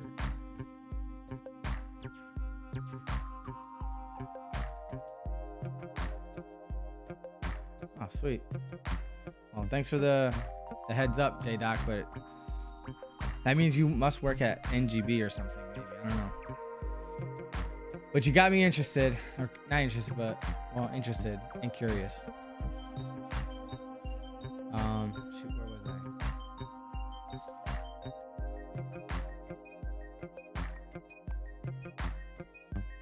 I? S Hills says, question or advice. I am 20 with psoriasis. I had no flare up, and I already talked about that. Jake says, hashtag Team SWARTZ. The soldier referral program is confusing. I refer 2 friends to join the Guard in PA. I was given a bump from E3 to E4. Do I get awarded the Guard ribbon or the Army ribbon or both? I know in my state we're doing both. So check with your state. I would say it would be in their best interest to give you both. The argument that they could possibly have is that they can't give you 2 different awards for the same thing, because sometimes that is a thing. But in our state, we're given both the state award and the federal recruiting award as well. Jose G says, is there any situation where you'd be able to see family while they're in AIT? Yes, on graduation day. Now, is there a way to choose your first base? All right, so let's attack this first one first. So it is a possibility that if you have on or off post passes during during AIT, that you could possibly meet up with family, but it usually doesn't work out in your favor. And I would not want to risk your family going down there to prepare to see you that weekend just for somebody in your platoon to mess up and they cancel your pass, and you're restricted to the barracks or on post and you can't meet with your parents or your family or whatever, and then they're out of money. So graduation is the solid response. Anything else beyond that, if you do, great. If you don't, that's even better. But yeah, I wouldn't do it. It wouldn't be worth it. Jose also says, is there a way to choose your base? Yes, if you're going active duty, they do have the option, if you're eligible for it, to choose your first duty station. Aside from that, then when you get to AIT, you will fill out a wish list of 10 locations within the United States, 10 locations overseas, and the Army will do their very best to get you in one of your top 2 or 3 choices in either one. And you'll find out about halfway through your job training to where you will be stationed at, and hopefully you get what you want. If not, it's by the needs of the Army, unfortunately. And going back to your question, actually, if you're going Guard Reserve, there is some flexibility there, and it's usually local. At least for the Guard, it's definitely local. If it's Reserve, it's usually local, but sometimes on a case-by-case basis, it could be much further away, and you would be expected to travel back and forth, unfortunately. Unknown 63, you can definitely ask your question. Hopefully I get to it before I wrap things up for the evening. J-Doc, former 68 whiskey in the Indiana Army National Guard. Army National Guard content all day, so that's probably why you popped up on my YouTube. Interesting. Are you on some sort of like NGB funded pilot program, or are you just helping out certain recruiters trying to get that recruiting ribbon or something? I don't know. All right, so Jacob, what is the difference between basic camp and basic training? We don't have basic camp in the Army. We have basic training, and I'm not sure where your point of reference is for basic camp. But basic training is Army basic training, which is 10 weeks broken down into 3 different phases: red, white, and blue, transitioning you from a civilian into a soldier with the basic skills. Okay, it is not job specific. It is literally to train you the basics. All right, but hopefully that addresses your question. Audio is bugging. Can you hear me now?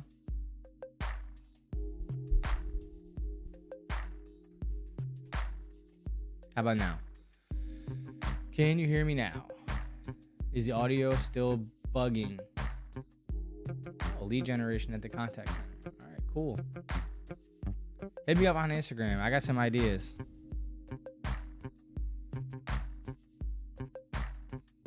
Civilian contractor. Cool. Sage says sorry now before you were muffled. Oh, maybe I was talking too low. I'll talk louder. Getting tired, not gonna lie. Getting tired. It's past my bedtime. Jose also asked, will I be overseas as an all-source intelligence analyst? That could take you anywhere in the world, actually, if you're going active duty. Darian Holland says, I had 09 Sierra. Darian Holland, I'm not even sure what that's relating to.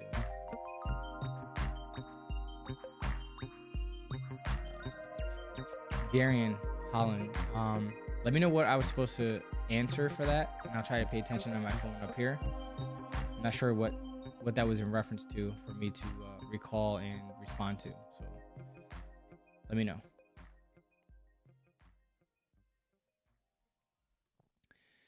Jeremiah Ball says 37 years old, just enlisted past the ASVAB and MEPS, first time go, and ship out in May. I will be a 15 Romeo, helicopter repair, active duty, and age waivers approved. Thanks for your content. Absolutely, appreciate you. Thank you for the positive feedback, and congratulations and good luck in training. Make us proud. Quentin Eastman says, will you get accepted if you have 2 fingertips amputated from an injury in your early teens? That is a really good question. I know that you could be missing, so this is considered like a digit, right? I know in one finger, other than your trigger finger, I know 1 can definitely be waived. I'm not sure if 2 can. I would have to revisit the regulation.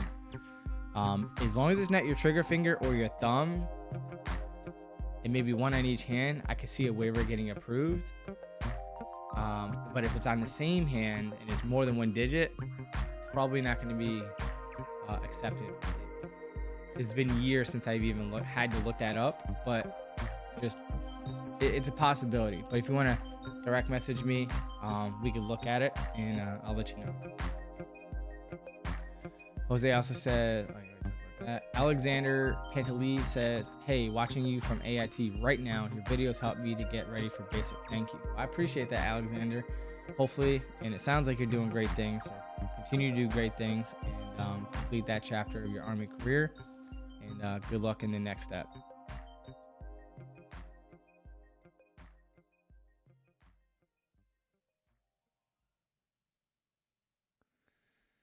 Let's see.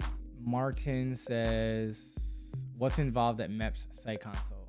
I already addressed that earlier, but if you go to this video here on medical waivers, when I talk about the mental health stuff, that's pretty much what they're going to be looking for. In addition to what I say in the video, they're going to want to know like if you got any goals of like earning education, getting a specific job, or some sort of credentials, or something that you're inspired by and aspire to achieve in the future. All right, whatever that may be, basket weaving, a college degree, working for a specific company or a firm or whatnot, things of that nature. They want to know that you're optimistic and that you have plans and goals, and there's room for growth and wanting to grow and stuff like that. But good luck to you. Trent Piper says, what was the most memorable memory of being in the Guard?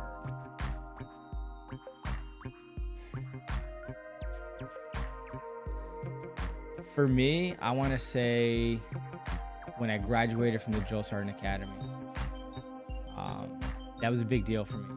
Ever since I got into recruiting, I had been asking for over 14 years that I wanted to go to the Drill Sergeant Academy and at the very least get Drill Sergeant qualified. And for the longest time, my state said it couldn't be done, until we found out that it could be done, and they made it happen. I was one of the first 2 that got sent to the academy. And yeah, so for me, that was my highlight of my Guard career, is becoming a drill sergeant, earning the hat and badge. Now I just wish I could get some trail time. Jose G, what would be some reasons why secret clearances get denied? There's a whole list of things, whether it was negative financial history, criminal violations, questionable travel history, questionable acquaintances, businesses, lands, all kinds of different things. Daniel Barboza says, currently in AIT as a 25 Bravo. The material so far isn't too bad, but scared for the first test. If I fail, I'm thinking about wanting to just reclass. How can I reclass? Well, if you academically fail out, you can definitely reclass, but you have less control of what job you're going to get, because more than likely it is going to be based on the needs of the United States Army. So choose wisely, my friend. Jacob Oden says, I'm 94 Mike in Mississippi. I think it is in National Guard. Good stuff. That's a hard MOS to fill. James Beaver says, I leave in May for Fort Moore. Can I wear an ACE bandage, knee brace? I had a medical waiver for 2 ACL surgeries. Unless it's prescribed by a medical doctor, then no, because it's not part of your uniform. So in the Army, we have a regulation for the military appearance and wear of the uniform, and that falls under AR 670-1 and DAPAM 670-1. So I would definitely strongly encourage you to say that do not try to get the approval to wear it during basic training in AIT or OSUT. Get through the initial training without it. The issue that you're going to run into is if you go to the training site and you tell them that you have knee pain and that you want the knee brace, you're basically opening up the can of worms of, oh, so it's a problem. Like, should you even be here right now? Because longer down the road, the Army doesn't want to spend money on disability claims, right? So what I would encourage you to do is just grin and bear it through your initial entry training. And once you get to your first duty station, you go on sick call. You explain to them that you want a knee brace for one or both knees because of prior surgeries, and that you do experience minor discomfort and you feel way better when you have a brace. Like, you feel nothing when you wear the brace. And then as long as it's prescribed by the doctor, you can wear it in uniform. Now, once you get to your... That's all I'm gonna say about that. But yeah, yes and no, but just be careful, all right? Because it's dumb easy to get discharged now through your initial entry training, but it takes a lot to get you discharged after you complete your initial training in your unit of assignment.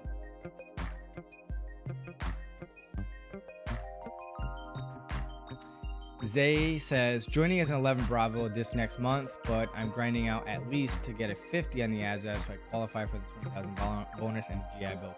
Good luck to you. And that's definitely one of the boxes that you're going to need to check to be able to get that bonus for sure. Jacob also asks or says, I'm a 94 Mike in the Missouri or the Minnesota, not Minnesota, one of those states. Anyway, National Guard. I want to go to the Airborne, but my command says that my MOS is in the National Guard isn't allowed to go, but I can never get a hang on. I want to go Airborne, but my command says my MOS in the National Guard isn't allowed to go. So it's not that your MOS isn't allowed to go. So I don't know where you're at in your career in the Army, but if you're a new recruit awaiting to go training, it's not going to be part of your contract because you're not, more than likely, it sounds like you're not in a state that has an airborne unit. And even if you are in the state that has an airborne unit, typically those slots that's contractual option in that state won't be afforded to you unless you're going specifically to an airborne unit, right? Now, later on in your career, it is up to your command and your leadership if they can get access to the training seats and have the funding to be able to send you, then you could go to airborne school. So the problem with you not being in a combat unit is it's even more challenging to get an airborne training slot. So if you're in combat arms or in a combat unit, then the chances are higher to get something like that later on. I'm not even sure 100% what 94 Mike is. I want to say it has something to do with missiles or something, or some sort of like satellite stuff. I'm not really sure off the top of my head. I've never put anyone in 94 series ever because it's insane for someone to qualify for it. But it sounds to me like your unit commander and leadership just don't want to either they don't have the slots and or they don't want to spend the money either. That could also be it too. What I would say is, all right, cool. My MOS normally doesn't go to Airborne school, but from my research, Airborne is not tied to a specific MOS. So my question to you is, sir or ma'am, what do I need to do to impress you enough to earn the ability to go to Airborne school? Let's see what they say. I would say try to go for the, what's it called? Best Warrior competition and win it for your states. And if you can win it for your state, they typically give you school of choice like Airborne. Check it out, see what happens. But that's my advice to you. Mr. Fusion, let me check.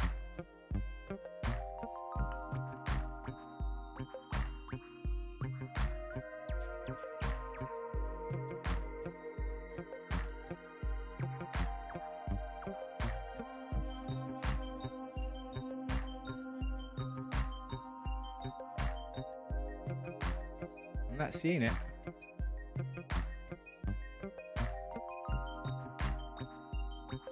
That's weird. I'm not seeing it.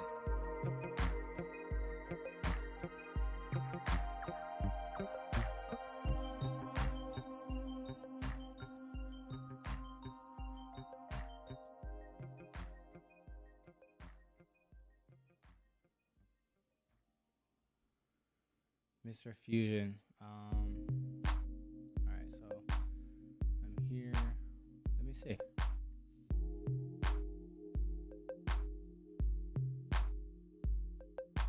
If I did, I totally apologize.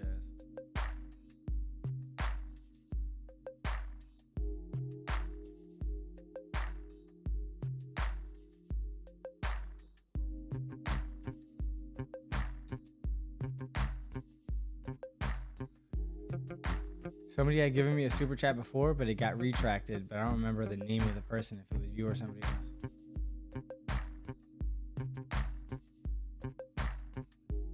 I may not have clicked on it, but I did address this question. And so you didn't tell me specifically if it was for asthma or if it was something else. But I did address this. You might not have been paying attention. Maybe you clicked off or got distracted. But I'll say it again. First of all, thank you for supporting the channel. And secondly, to answer your question, there are waivers for certain things. Like if you had been born with and had childhood asthma that you outgrew and you can prove that age 13 and forward that you did not have asthma related issues or incidences that were documented either at an emergency room or any type of medical facility or doctor. And regardless if you were prescribed an inhaler or even continued it as a precautionary measure, because you outgrew it and didn't have any incidences from age 13 and forward, a waiver could definitely be approved. And if it was a one-time inhaler use for something like bronchitis or something like that, like I said earlier, then you just need the original records to why you were prescribed that, along with your pharmacy records and the original diagnosis, along with a new all-clear letter that you've that's no longer an issue, basically. And that's usually approved. If it was a one-time thing, and again, you didn't tell me specifically what it was for, but yeah, that's what I said before. All right. But yeah, you should be fine. You just need proof that you're good now, and that's no longer a medical issue.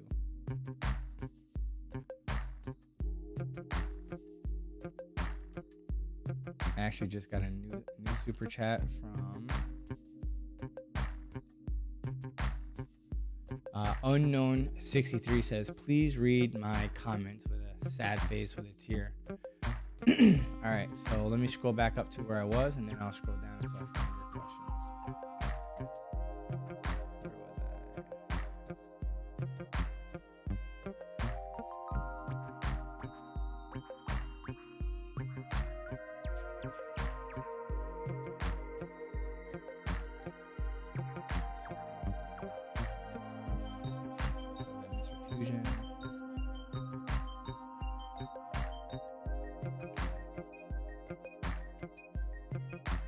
right, so my name starts with C. I'll be right back to you. I'm gonna look for his super chat. Super chat questions. He gave me a super chat. So he gets to bypass everyone. He super chatted me.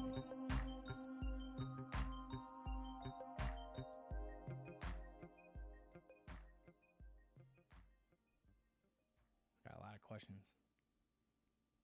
Specialist Olson, I see that hashtag Team Swords. Congrats on basic training and heading to OCS. Good luck in the next phase of your training. Trying to find your comments. Hang on. I'm working on it.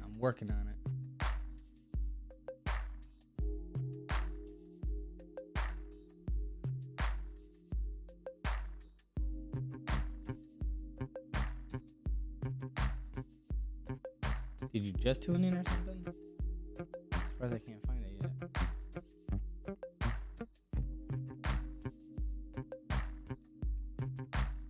Here's one. Okay.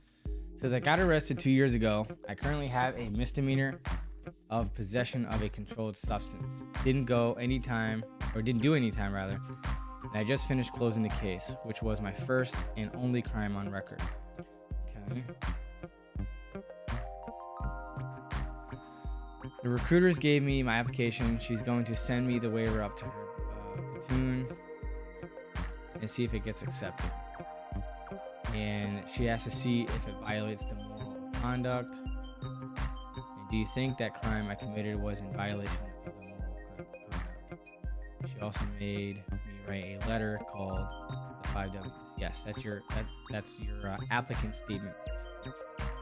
Yep.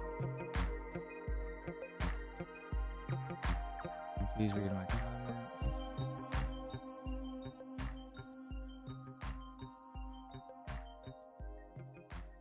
All right, so per regulation in AR 601-210 and our current AOC, any arrest of a controlled substance, meaning any drug, whether it's a prescription drug or cocaine or whatever, anything that's considered a controlled substance other than marijuana is non-waiverable per regulation. Now, it sounds like your recruiter is doing a Hail Mary and we're throwing the wet noodle up against the wall or ceiling to see if it sticks. And if it gets approved, it is a blessing in disguise. Now, again, per regulation, no waivers authorized for a controlled substance. We just had a waiver class from the waiver department at the DMPM level who came and gave a class back in January to our entire state, New York Army National Guard, basically. And they restated that controlled substances are not getting approved, but submit them anyway and see what happens. So depending on how long ago this offense took place, since then till now, what have you done to better your life? Did you earn a degree or two? Did you land another city, state, or federal job? Did you establish a career? Did you win some special award? Like, it has to be for an extreme meritorious reason to why they should look the other way and grant you the waiver request. So if you committed the crime and you've pretty much done nothing with your life and there's no growth or achievements attached to that, then definitely expect a denial. You might have a super duper slim chance if you've gotten like a 4-year degree, a master's, maybe even a doctorate degree. You got a good career. You're higher up there in the workforce or leadership, whatever. You just said, I have been working ever since a legal job, whatever that means. She said that she has seen people who have done work and get in. Now, were you actually convicted or was it outright dismissed? Because that's the biggest thing. Like, if it was dismissed, then yeah, too easy. That will definitely get approved. I'm looking at it through the lens that you were convicted. You were guilty. Which one was it?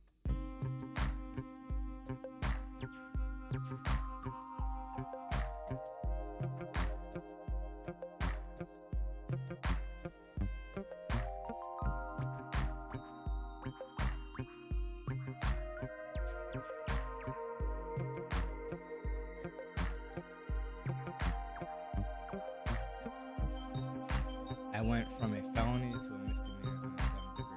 All right, so yeah, you might have a fighting chance because they dropped it down to a misdemeanor level, even though it was originally a felony offense. So it really boils down to, as you know, they got the arrest report, the final disposition, and I'm pretty confident that you got the court minutes. And having these 3 documents, the arrest report can be anything, because anyone can say whatever to get you arrested, right? And then the final disposition is the final decision, which was dropping it down to a misdemeanor level. But again, it was for a controlled substance. That's the issue. Regardless if it was dropped down to a misdemeanor, my biggest issue with it is because it's a controlled substance. If it was marijuana, it would be a different story. But we'll see. Now, the court minutes determines the level of guilt and the details to everything. And then your applicant statement. If you have a strong a strong applicant statement, you basically have to say why you were arrested, not your story, like what had happened was, and then you make up your story, long drawn out story. No, you were arrested for ABC, exactly how it says on the arrest report. Whether you agree with it or not, you own it, you accept it. I messed up. You express remorse. I'm so sorry. It was a one-time thing. Since then, even before that, I've never been in trouble my entire life. I made a honest mistake. I've learned through my mistakes. Since I've done XYZ offense, I've gone to college. I achieved my degree. I now work for so-and-so. I've been working there for X amount of time. I'm in a managerial position. I've achieved this award there, leadership award, this, that, whatever. Any type of meritorious thing that you've accomplished since that offense till now should be listed in there. Even if you got like a basket weaving certificate. I'm joking with that, but I'm dead ass serious. Anything that you achieved, earned, even if it's like you got a certificate of completion for Excel, right? How to use Excel or PowerPoint and so on and so forth, right? All those things should be in there. And then why you want to serve, not for the benefits, like, oh, I want to join so that I can go to college and make something better. No. Don't include the benefits at all. I want to be a soldier because I'm patriotic. I love my country. I've always dreamt about being a soldier. This is the only thing that's been holding me back. I'm hoping and praying that you approve me, because once you approve my waiver request, you will see that I will be an asset to your organization. I have a lot to bring to the table. I'm looking forward to working with you if you give me the opportunity to prove myself to you. And that would be considered a strong applicant statement, right? What happened, own it, express remorse, what you've done since then, and why you want to join. Those are the 5 things that you should be saying in your applicant statement. But yeah, so good luck to you. And definitely, please, reach out to me and let me know because I've never seen a controlled substance ever get approved. So if it does, I am genuinely curious, because I'm actually working on a script now for moral waivers, and that would definitely be an interesting case study to add to that video that would be valuable to other people. All right. Good luck to you. I appreciate you. Not sure if you're still here, but good luck. Boppy Shampoo says, Daniel, just say no and piss clean. Okay, got that. My name starts with C. Here we go. Should I join at 17 or wait until 18? If both your parents are agreeing with you joining, I say sooner rather than later. But again, that's just me. Based on my needs, wants, and desires, but only you can decide that. So if your parents say yes, then I think you should go for it. That's up to you. Jennifer SI says, how bad is OSA? Well, it depends. If you're mentally strong, then I think you're poised to be in a good position. And if you're physically fit and you're mentally tough, then you're definitely in a good position. But if you're not as strong in either one, then it will be more of a challenge for you. But in all honesty, as long as you give an F, which it sounds like you do, then you will do just fine. OSA and basic training is designed for you to be successful. So as long as you care, in my humble opinion, I feel like and think that you will pass. All right. Mind over matter. It doesn't mind unless it matters. All right. But just do great things. Be in the moment. Stay in the now. Have like a few whys to why you're serving, why you signed the contract. because you will have moments throughout your basic training or OSA experience where you're going to question yourself, why am I here? Why did I choose to be here? I could be home in bed right now, Netflix and chill. You know what I'm saying? But if you got people back here that's looking up to you and counting on you and depending on you or rooting for you in your corner, then keep them in mind when you're in training. Stay in the moment. You'll be all right. Johnny says, can I rejoin the service 50% connected? National Guard, no. National Guard won't take you for over 30%, unfortunately. Sorry, Johnny. And if you're on medicine, no medication, okay, that helps. But, yeah, you're over 50%. And Johnny, and this goes for anybody else too, that may be having a disability rating of over 30%. It is in my humble opinion that if you're receiving any amount of disability, in my opinion, I don't think it's worth the risk of reducing or eliminating your disability just for the sole purpose of trying to join. Because there's no guarantee that MEPS is going to approve you and or the branch of service that ultimately has to waiver your disqualification.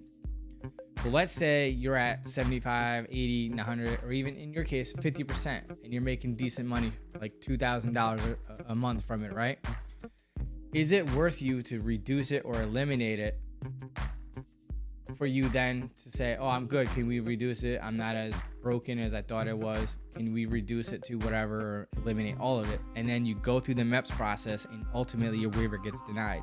So now you're not joining the service, and B, it's reduced or eliminated and you're not receiving your disability or veterans disability pay anymore, and you're screwed either way. So I don't think you should reduce it. I would say check out the reserve because they can take you in over 30%. Again, National Guard, our cap is 30%. Reserve can take you higher, but you got to keep in mind that if you make over a certain percentage, that for drills and annual training, if you make more than a certain amount, then they will make you pay a prorated difference to whatever that limit is. For example, my brother, before he retired, he was at like 90% disability. So he had to fill out a form to get extra pay withdrawn from his pay to not get overpaid and have to pay that back at the end of the year when he does his taxes. So just keep that in mind. James Beaver says, I leave May for Fort Moore, had a medical waiver due to 2 ACLs. Is there any chance? We talked about that. Jennifer C or Jennifer SI says, how are some ways I can improve my cardio before basic, and how much should I be able to run before basic? Your primary goal should be able to do at least 2 miles in, I would say, in 18 minutes or less. At the very least 19 minutes or less. I talk about it in this video here, basic training preparation video. Definitely go check that out. In the video, I talk about what I recommend as far as running is concerned, but if you're like going from the couch potato to starting a fitness regimen, in the description area is a walking and running program that's like, I believe, 8 weeks long. Definitely go check that out. But cardio, like running, is definitely the thing to work on before leaving. Strength training, you're gonna get more than enough of that at the training site, so definitely go check that out. And I have a workout program in the description area. Estevan Rios, I want to say that joining with the sickle cell trait is a no-go at this station. I'd have to check it out, but I know that that's a big deal. And if you want, you can. Hit me up on my IG, and I will specifically look it up for you and let you know. But I want to say I'm like 99.9% sure that that is a no-go at this station. Do not pass go. Do not collect $200. No waiver authorized type of thing. All right, Brian Menjivar, I'm going to come back to you because I just got another super chat.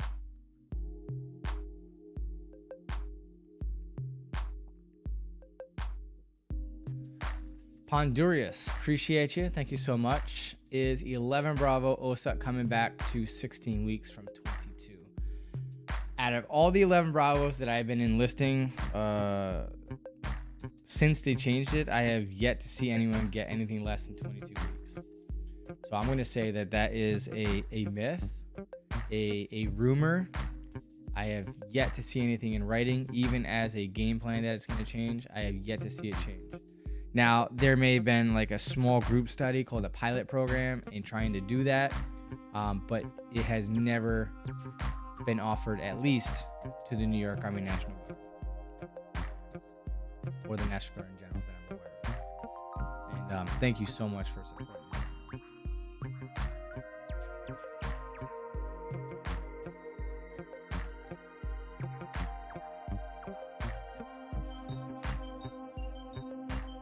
Sorry, I'm scrolling back up to where I last left off. All right, so Brian, thanks for the advice for active duty. Is there any difference in 2 or 3 year or regular versus a regular contract? It really depends on, because like sometimes there are things that you can qualify for having a longer contract. So for example, in the National Guard, if you want the scholarship program called the 1606 Select Reserve GI Bill, then you need to sign up for 6 or 8 years. If you don't care about the GI Bill and you just want the federal and the state tuition assistance, then any contract will give you that, to include the minimum, which is 3 years. So there's actually like 4 different options: a 3x5, a 4x4, a 6x2, or an 8x0. I never sell the 8-year contract unless you got over $45,000 in student debt, right? But I usually just sell the 6-year because that will pay up to $45,000 in pre-existing approved federal student loans. And of course the GI Bill and the kicker if it applies, and bonuses. And 4 years I never offer at all, period, right? Because the benefits are the same as a 3. So screw the 4x4 option. So it's either a 3x5 or a 6x2. And what do I mean by that? Everyone who joins the military incurs what we call a military service obligation of 8 years. So for example, let's say you join the National Guard or Reserve with a minimum contract of 3 years. For 3 years, you're in active status, meaning that you're agreeing to work a minimum of 1 week in a month and 2 weeks out of the year. At the end of those 3 years, if you decide that the Army National Guard or Reserve or the military is just not for you, whatever that contract was for whatever component of the Army you were in, then you leave, but you owe us 5 more years in this example. So for the next 5 years, on an annual basis, you will do what we call a muster, meaning that you will come in, you'll get paid for up to 4 hours. It only requires like maybe 15 minutes worth of face-to-face to update your records. Like, are there any changes to your health, legal, married, divorced, so on and so forth, tickets, arrests, yada, yada, yada. And then you go about your business. And you get placed into what we call the IRR, or the Inactive Readiness Reserve, where I like to call it the holy shit callback list. So if the Army as a whole, whether it's regular Army full-time or Army Reserve and National Guard, who are both part-time, need you for a particular mission, they can pull you out of that IRR and send you on that mission because they need your skill set. So for average MOSs that are like a dime a dozen, probably not going to get called up. But if you're like you're in human intel, signal, medical, hard to fill jobs, then it could be a possibility. The last time they tapped into the IRR, I want to say was in like the Afghan and Iraq war. It's the system that's designed to help us not have to use or tap into the draft. All right. The last time we used the draft was during the Vietnam War, and that wasn't pretty. So that's what the IRR force is. Once you complete your MSO, your 8th year anniversary comes and passes, then the Army or the military can't pull you back. At least that's what I believe until recently, when I heard an article where they're pulling back retirees, which contradicts what they say. But hey, we'll figure that out. I gotta do a video on that sometime. I gotta do some more research. I did not know they could do that. All right, bad luck. I will come back to you because I think I just got a super chat.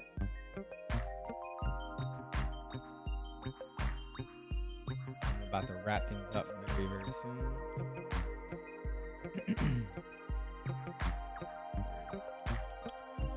All right, so Albert Medina says nothing. Just gave me a super chat of $10. Biggest one of the evening, man. Albert, thank you so much. I don't know if you wanted to post a question or a comment, but I appreciate you. Oh, you did put something right underneath that. Thank you, brother, for all your help. That's it? Oh, no. Hang on, you got something else a little bit further down. Question. If I get a medical waiver for pre-diabetes, will that affect my enlistment bonus eligibility or student loan repayment program for active duty? No. Medical is separate. All right. If you meet the other requirements for the incentive, whether that's the ASVAB score, MOS, duty station, so on and so forth, whatever the other prerequisites are to qualify for a bonus, your medical waiver has no bearing on that. Only if you were getting a moral waiver, that would matter. Because if you need a moral waiver for any reason, you're ineligible for any type of incentives. But for pre-diabetes, if that gets approved, then if you are going for anything that allows you to have a bonus, then you're good to go.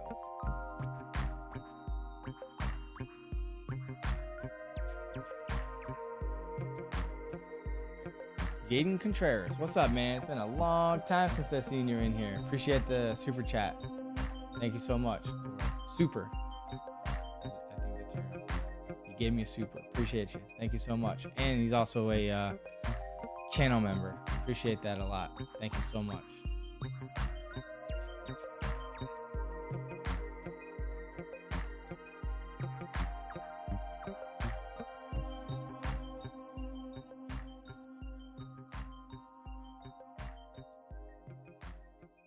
Sorry, I'm just where is it? Going back up to where I was. Here we go. Bad Luck 89 says, how hard was the Drill Sergeant Academy? What do I need to do to succeed? I know the POA or the position of attention, auto path, and fuzzy on the hand salute. Will I be pushed through? I heard the Army is hurting for drills, and I am. Okay. So the positions while at the halt. All three of these are pretty simple, and I did a video on it. Let me see if it comes up. USADSA video. There we go. So here's my video of me. I think it was actually the second video of a mini series that I just quit doing. But that video that I just posted, the USA DSA video tips, in it I talked to you how to memorize the modules, right? And you will need to know all three, and I believe they're back to making you do all three, and they are very particular. Now, when I went through, I did see people that because under normal circumstances you get one or two retests, but I seen somebody get like 3 chances when I went through. I wasn't there when they retested, but it was normally you get recycled after the second one. But they're very, very particular, and they will. So the way they do it is you'll call up, you'll be standing there in front of your group, and the drill sergeant will walk away about 25, 50 meters. They'll turn their back so that you don't feel the pressure of them looking at you. But by being further away, it forces you to have to sound off loudly and clearly. And if you fail to hit one of the pertinent points, they won't tell you specifically what you missed. And they said, I can't remember what they referred to us as. But anyway, sergeant or drill sergeant candidate, I don't remember what they refer to us as, but they'll be like, drill sergeant candidate, you failed to deliver pertinent point in the module. You may now begin your second attempt when ready. And then you got to think about what you messed up on, what you missed, and then you got to sound off again and do it. If you fail the second attempt, then you fail that test, and you will get permission from the drill sergeant, senior drill sergeant leader, to retest. And if you fail that, then it's up to the drill sergeant commandant to approve you for the third attempt, if it even gets that far. But yeah, it's a lot of stress, and definitely watch that video. I walk you through the process of how to memorize it, and that's what worked well for me. In fact, the Drill Sergeant Academy actually complimented me on that specific video. So yeah, so good luck. I loved it, and once you get past the first 3, you're good. Like once you get past those first 3, you are good. It is stressful, but it's good stress. At least for me, it was. And again, I thoroughly enjoyed it, and I hope that you do too. You should be nervous. It's not easy, and you do need to know everything before you get there. So you'll need to know the top 3 before you get there, and you'll be tested on all 3. Expect to be tested on all 3.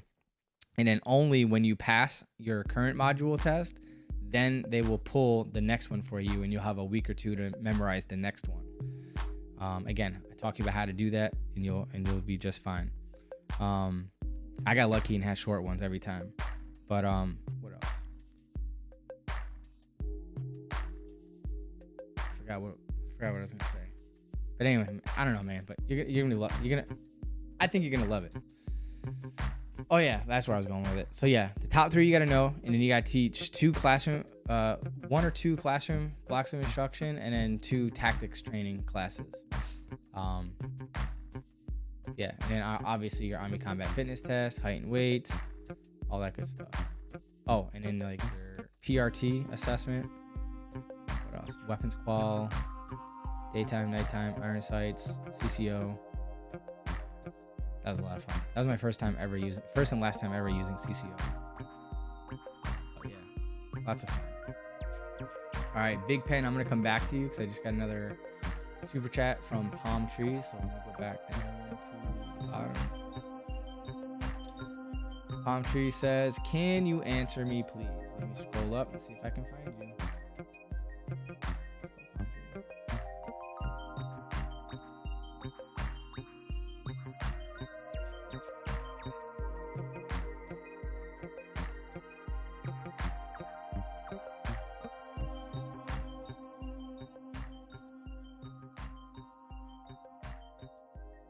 So it's a misdemeanor, no jail time. What about dismissed conditional discharge?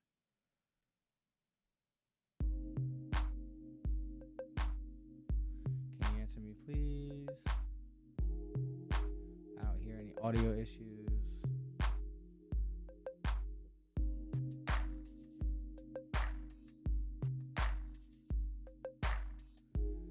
Is a dismissed with conditional discharge larceny, 3 assault, 4 misdemeanor possible to get in the Army? No, I super chat would like to get answered. Can you get in with a larceny 3 and assault with 4 convictions? Anything else?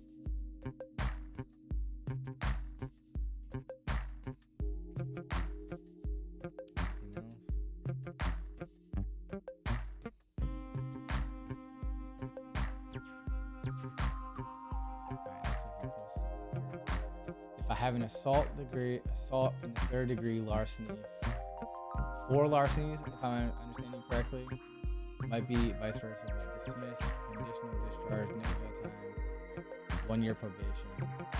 I have other charges that were dismissed. Those charges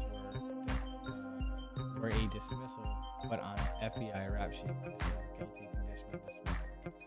All right, so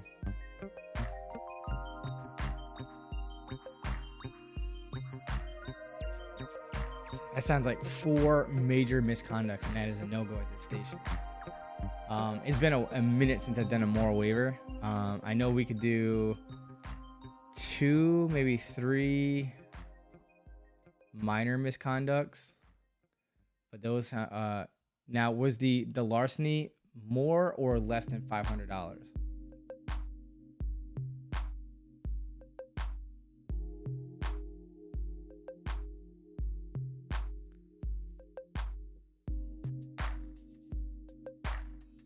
So when it has a again, I don't know if you were here earlier, but when you get a conditional discharge, like a probation, that means you're guilty, and whatever those charges were, that's what we go by, and they're gonna be considered guilty. I'm gonna say that your waiver is gonna get denied because you were dismissed with guilt. Kind of like New York's ACD, you get a conditional release for 6 to 12 months, or 6 to 24 months, depending on if it's a felony or misdemeanor offense.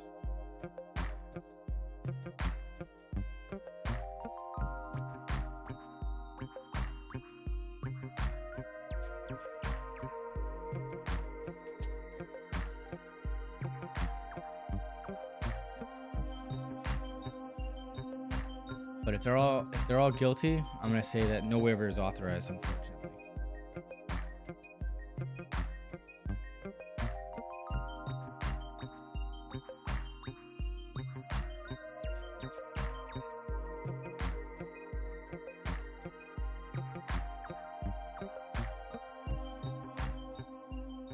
I typed it over.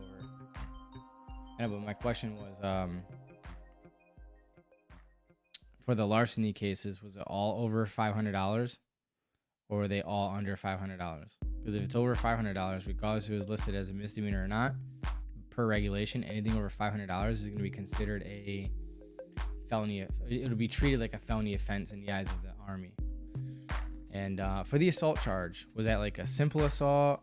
Was it like assault with a deadly weapon, assault with the intent to commit bodily harm? Like, what level of assault was that as well?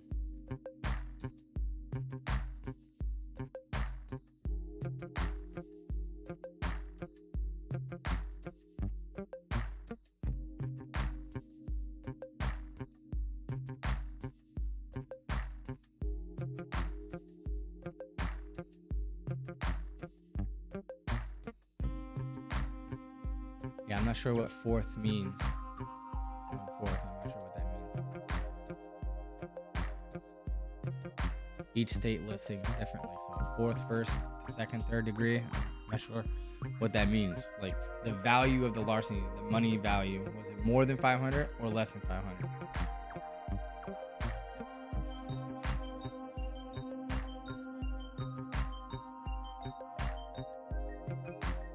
Only one was over $500. Right,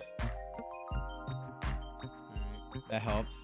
Now for the assault, again, was it like a simple assault?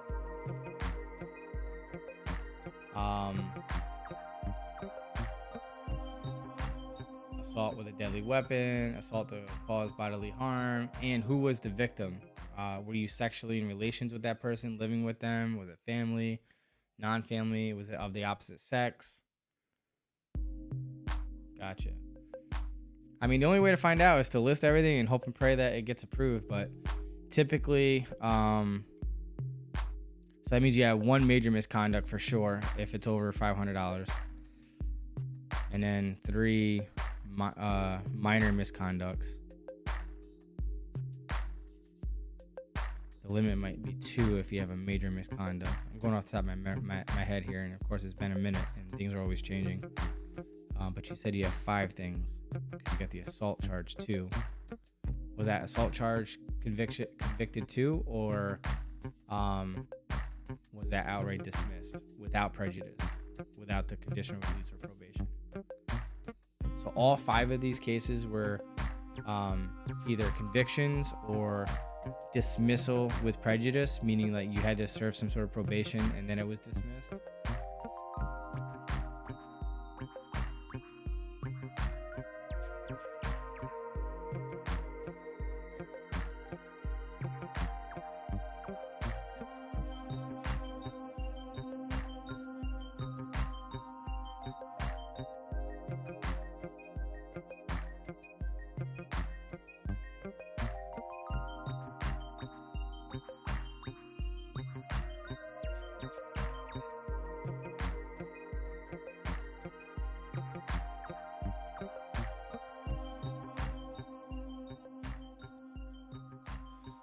Two charges or conditional. So if I understand you correctly, 2 out of the 4 larceny cases were outright dismissed with no prejudice, no probation, nothing. And then 2 were dismissed with prejudice, meaning that you were on probation and then later dismissed. No weapon, okay? Grabbing a necklace, okay?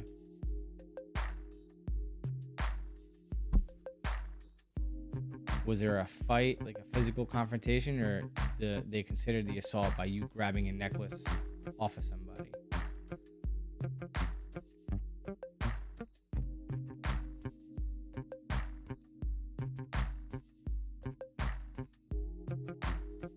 And was it of the opposite sex? And if it was, were you sexually involved with them? Did you live with them? Like, what was the relationship with that other individual? Because that will play a role.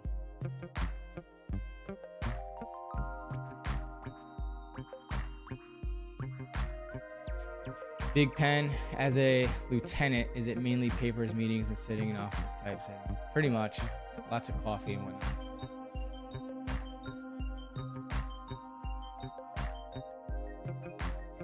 Simple. Okay. I think the chats are coming in late. Yeah, it definitely seems to be coming in late. All I can say is I would get the arrest report for each one, the final dispositions, and the court minutes. And you're going to have a very, very strong applicant statement. Now, off the top of my head, you're definitely going to require a DMPM level waiver, which is the highest level waiver authority, approval or disapproval. And all I can say is hope for the best and plan for the worst. That's all I can say. But it was a random person. Well, you said he had 4 larceny cases and an assault charge. That's 5 in total.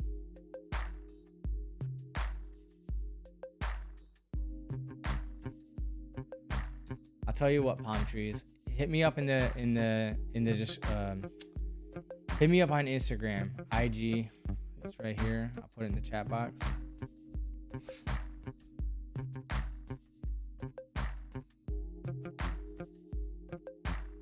Oh, just 2. Okay, so now you're making sense. 1 assault charge in the 3rd degree, misdemeanor, and 1 larceny case, 4th degree, just 2 charges. And that, all right. So if I understand you correctly, it was a simple assault by grabbing a necklace off of a random stranger. Cool, that could get waived. Now, as far as the larceny case in the 4th degree, that was the one that was valued over $500. Was it more or less than $1,000?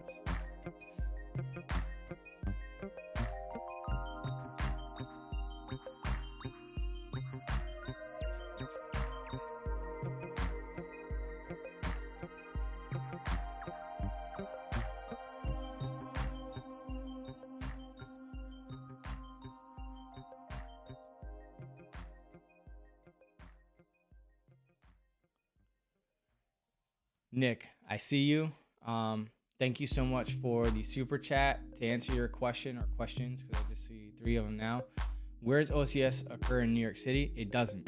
So if you go into the state OCS program, state OCS, when you actually go through the academy or the course, is going to be held at Camp Smith in Peekskill, New York. It's about from Brooklyn, about an hour and 15 minutes north of the city. All right. And if you do federal, then that's going to be at Fort Warren, Georgia.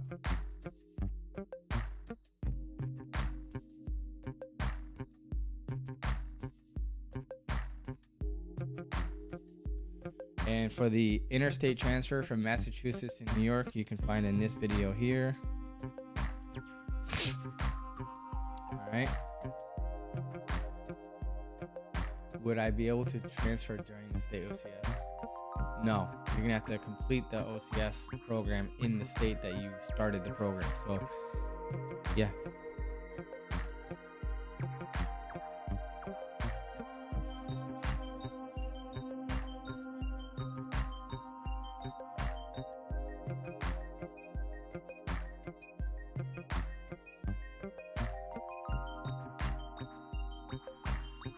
All right, cool. So, moving right along to Sage. I am likely to be given the opportunity to enlist as a 17 Charlie. That must be exciting. How much time would I get myself during... How much time do I get to myself? Not much. You're in training.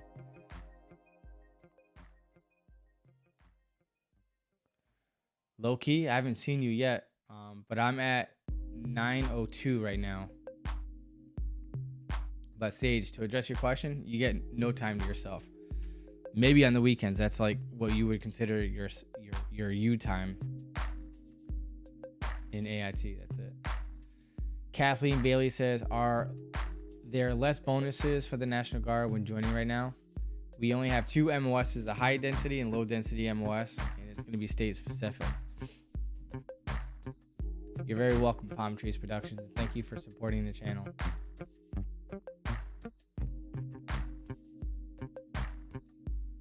Jose says, I have 7 years of professional work experience in junior and university. Could I join as an E4? If you have a 4-year degree, yes. Otherwise, no. 24 more college credits will get you private E2. 48 or more college credits or a 2-year degree will give you E3. And then a 4-year degree will get you in as a specialist E4. Here we go. Low key, I found your question. Going into basic in a few weeks, about 15 pounds overweight. How does one adapt to the physical Army life? 1 day at a time, 1 PT session, don't cheat. But if you're leaving in a few weeks, then I would definitely check out this video here and leverage these tips until you leave. But you can do a lot. Cut out all the sugar. Basically, just drink a gallon of water a day.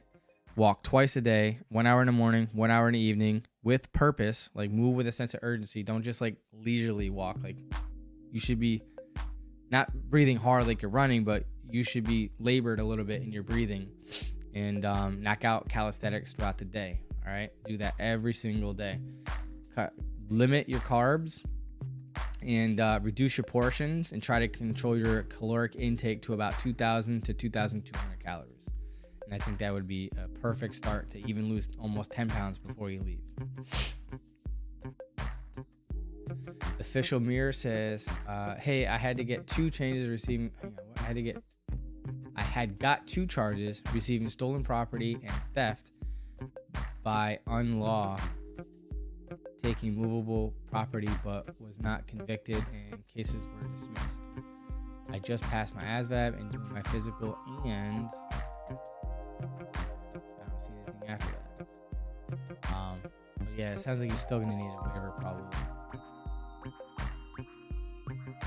Jose asked, does the military have parental leave? Yes. If you're active duty, then you get 90 days of parental leave as a male and female. Crew, I'm going to come back to you because I got another super chat from somebody down here.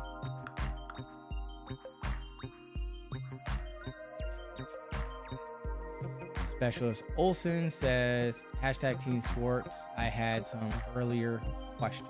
Got you. Hang on 1 second.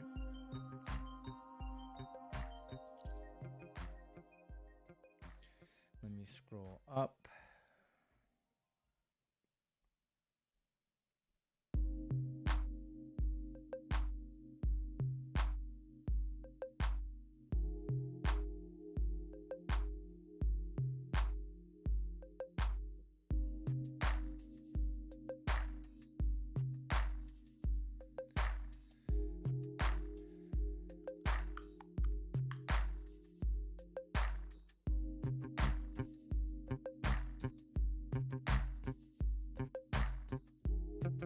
Scrolling back up. Here we go. CLC.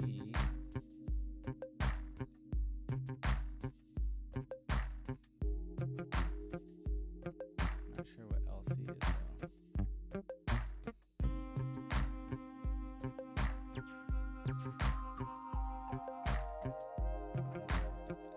though. What are the requirements for getting a VA loan? So you need 90 consecutive days of qualifying federal active duty service other than for your basic training, AIT, or any other initial entry training. So anything beyond that, you need 90 consecutive days of qualifying federal active duty service, whether you're active duty or regular Army, or 6 years of part-time service in the Guard or Reserve. What is the structure of BOLC schedule? It's full-time. That's all I know. Beyond that, you're on active duty until you're done with that training. But specifically to what your day-to-day looks like, I just know that it's like any other training environment. So you're training Monday through Friday, maybe Monday through Saturday, with Sundays being a down day. But yeah, let's see. Specialist Olson, oh, this is for somebody else, not for me.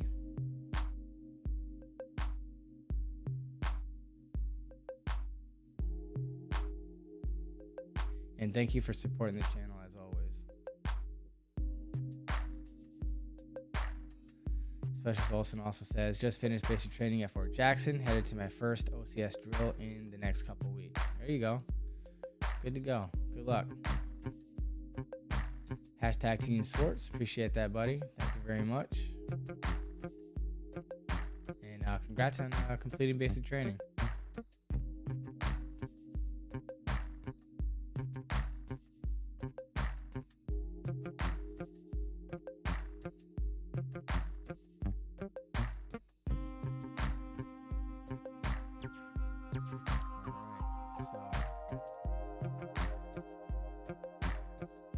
Got another super chat coming in from Lakeisha Hughes. Appreciate you. Thank you so much for supporting the channel.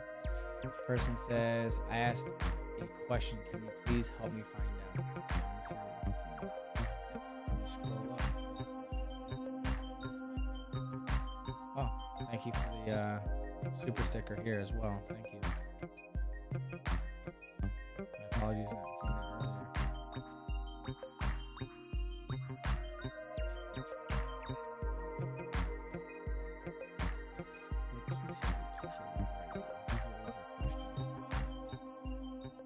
You're welcome, Specialist Olson.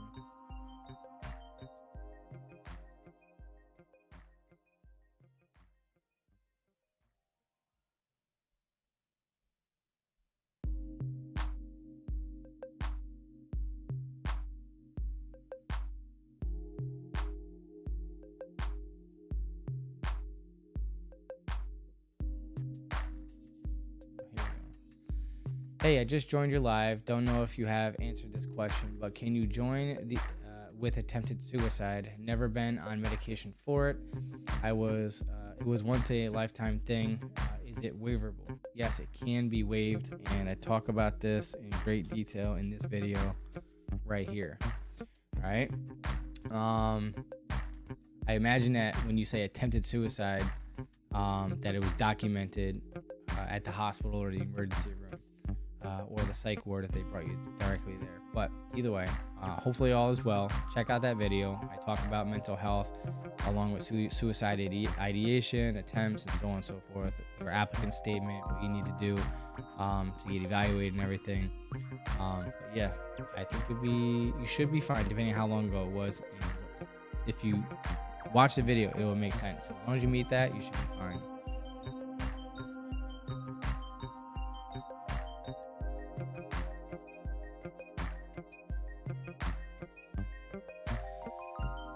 All right, so I got no more super chats to go through. So back to crew. Oh, I signed and everything for my 91 Delta MOS active duty, and Liaison asked me if I was sure, and I said no and changed MOS to 91 Bravo. All right, cool. Nothing wrong with that.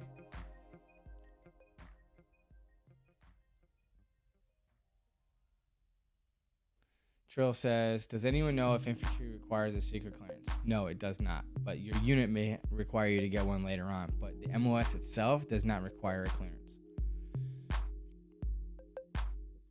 50% is a no-go for the National Guard, yes, as far as VA disability ratings. Hunter, you're welcome, Lakeisha. I appreciate you a lot. It was in 2021. I think I have a chance. Because you were not on medication. So Lakeisha, were you prescribed medication that night that you went to the emergency room, or never prescribed medication at all? That's going to be the contributing factor here. Because if you're on psychosis medication, then there's, depending on your unique details, and this is on the more of a severe side, and they may make you wait 3 years. So depending on when in 2021, will dictate what time this year that you could attempt. So you need probably closer to 3 years of stability before they'll entertain you to come in for the medical, and then do a psych consultation, and then do your waiver. But the video will make more sense when you watch it.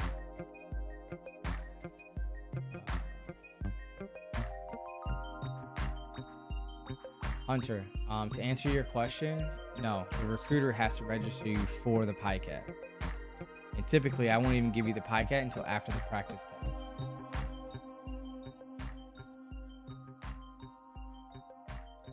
WB says, went to MEPS on Monday and scored an 86 on the ASVAB. I will need a waiver for being prescribed TRT, but doctor said it should not be a problem, and he has seen many waivers in the past for those on some medication. All right. Besides that, I passed the whole medical exam. Good stuff. Let me know if and when they approve you for being on TRT, because I need to do a video on that soon. Jake says, hashtag Team SWARTZ. Appreciate that. Thank you very much. Joined the Guard 2 years ago with a 3-year contract and didn't qualify for the student loan repayment program. I know why. And if I re-enlist for 6 years, will I now qualify for the student loan repayment program? Yes.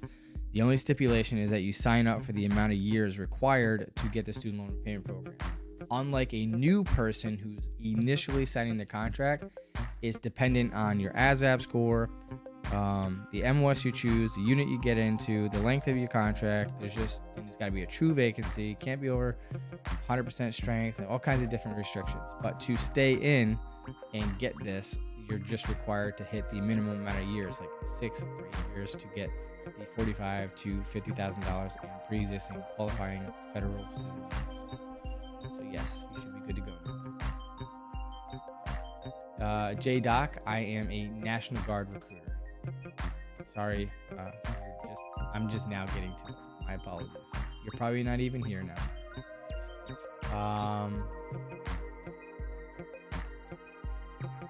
Code 3, do stuff. Hello, hello, hello. Trill. Anyone ever done a comment?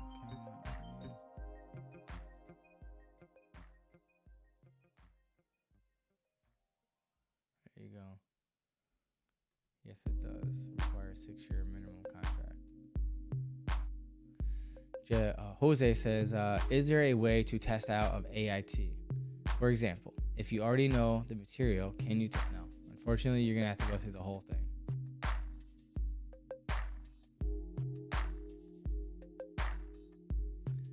Sage, Grammar Hero is spelled wrong.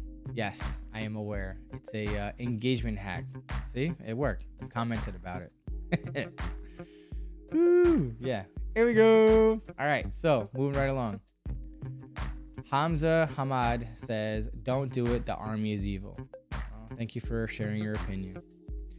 Reagan Corney says, what MWAS are you? I have 3 MWASs. I started out my career as a human resources specialist, reclassed as a crane operator. Due to my rank, I'm now a general construction equipment operator, and I converted and became a 79 Tango, which is a recruiting and retention NCO for the Army National Guard. And I have the skill identifier for sergeants. Bad Luck says, awesome. I know 2 out of the 3 and the creed. Good. You're gonna recite the creed every morning along with the Army song. Good stuff. Just put your pack in. That's all. I'm excited for you. Good luck. We all games for life here. Yo. What's up? All right. So this person says, we all gamers for life. The creed is a big one. Know it by heart. Yes. But they're talking about the Drill Sergeant creed, not just the Soldier's creed.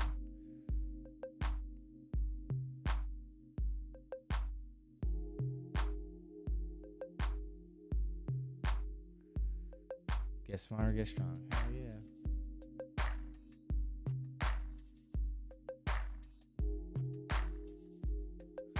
Johnny, it's an opiate dependency pill. Oh, I would probably have to say that would be a hard pass, unfortunately. No waiver authorized.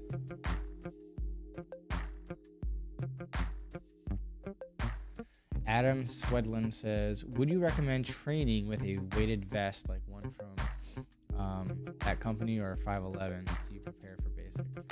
Honestly, I think that would be overkill right now unless you've already established like an intermediate level of physical fitness. Like if you're just starting out, that would be too much too fast. And I would use it sparingly. Like if you want to walk around with it while you're doing, like, let's say calisthenics, or like using that in lieu of a rucksack to like ruck around or whatever, or hike, I'd be fine with that. But as far as like running, I think that would be too much of an impact on your joints before leaving. I'd rather you just do what I suggested in my how to prepare for basic training video, because I'm trying to prevent you from injuring yourself, like stress fractures, which is one of the #1 reasons for one getting discharged through basic training. So be leery of that. I wouldn't recommend that for a new person.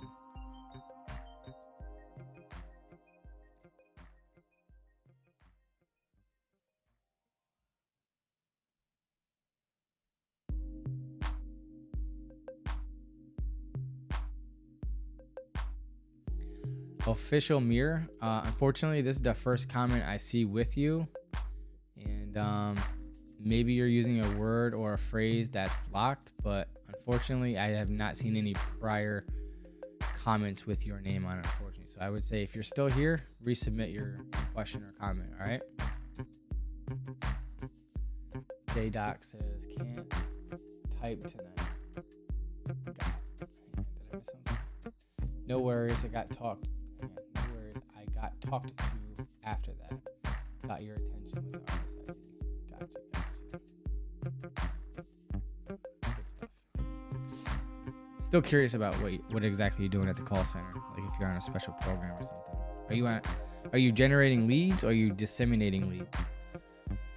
Let's see.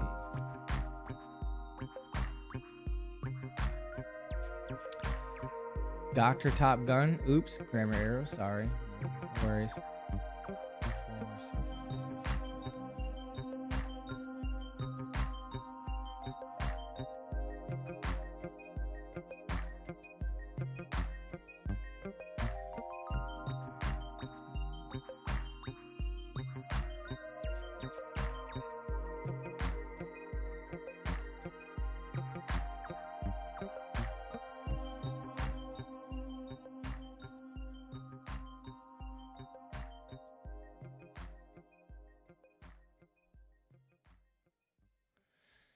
Ken, if you're still here, moral waivers could take up to 6 months depending on the level of your moral waiver and the details. Details matter, kind of like how Reacher talks about in this TV series. All right, assumptions kill, and details matter.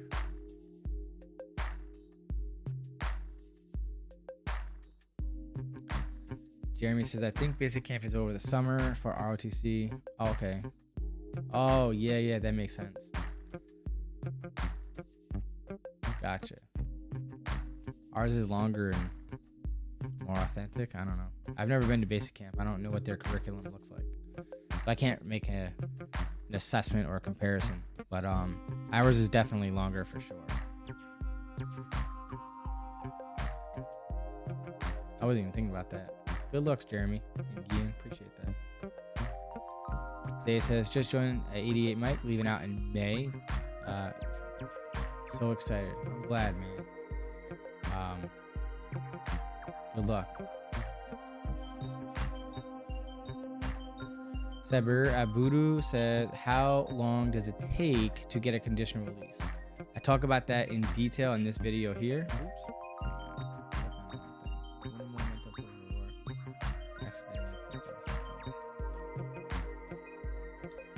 Could take up to 6 months, and it could also get denied. But if you follow my tips in that video, providing where you're at in the process, that might help you get the conditional release. But it could take up to 6 months. Ideally, 45 to 60, maybe 9 days, worst case scenario. But absolute worst case scenario, depending on the year of when you're applying for the conditional release, could take up to 6 months. The best time is the beginning of the fiscal year, from like October 1st through the end of March is the best time to apply for it.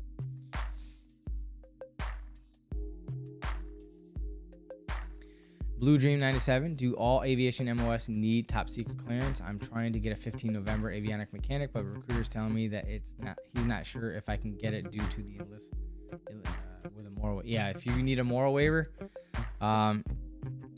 top secret is definitely a no-go, period. And you're probably going to be closed off to most, if not all, secret clearance MOSs as well. In fact, when your recruiter looks at the Mill Suite MOS, it's not really a calculator, but like the MOS spreadsheet sort of thing, right? How we verify what scores, like if you meet the criteria, it'll tell you specifically if it doesn't allow moral waivers or to what level and certain criteria to each MOS. So your recruiter should be able to look that up for you and just refer to, say, the MOS calculator on Mill Suite.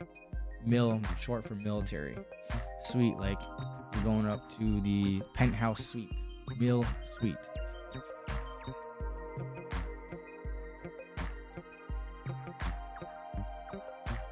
Cam Mandern Chief. Cool setup. Appreciate you. Thank you so much.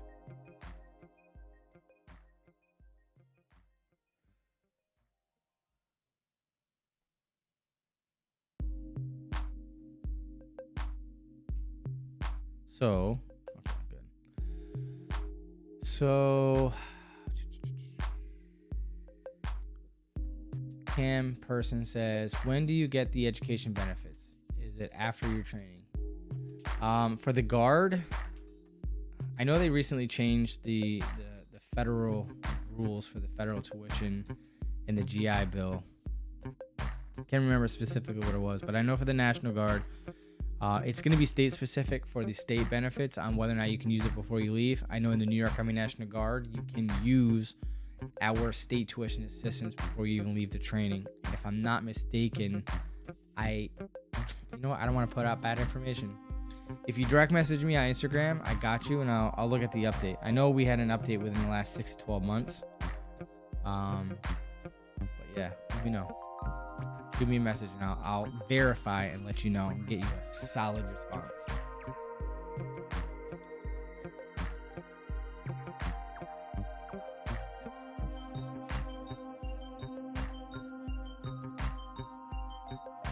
But you can't use the, well, like I said, there was a change, so I don't want to put out bad information.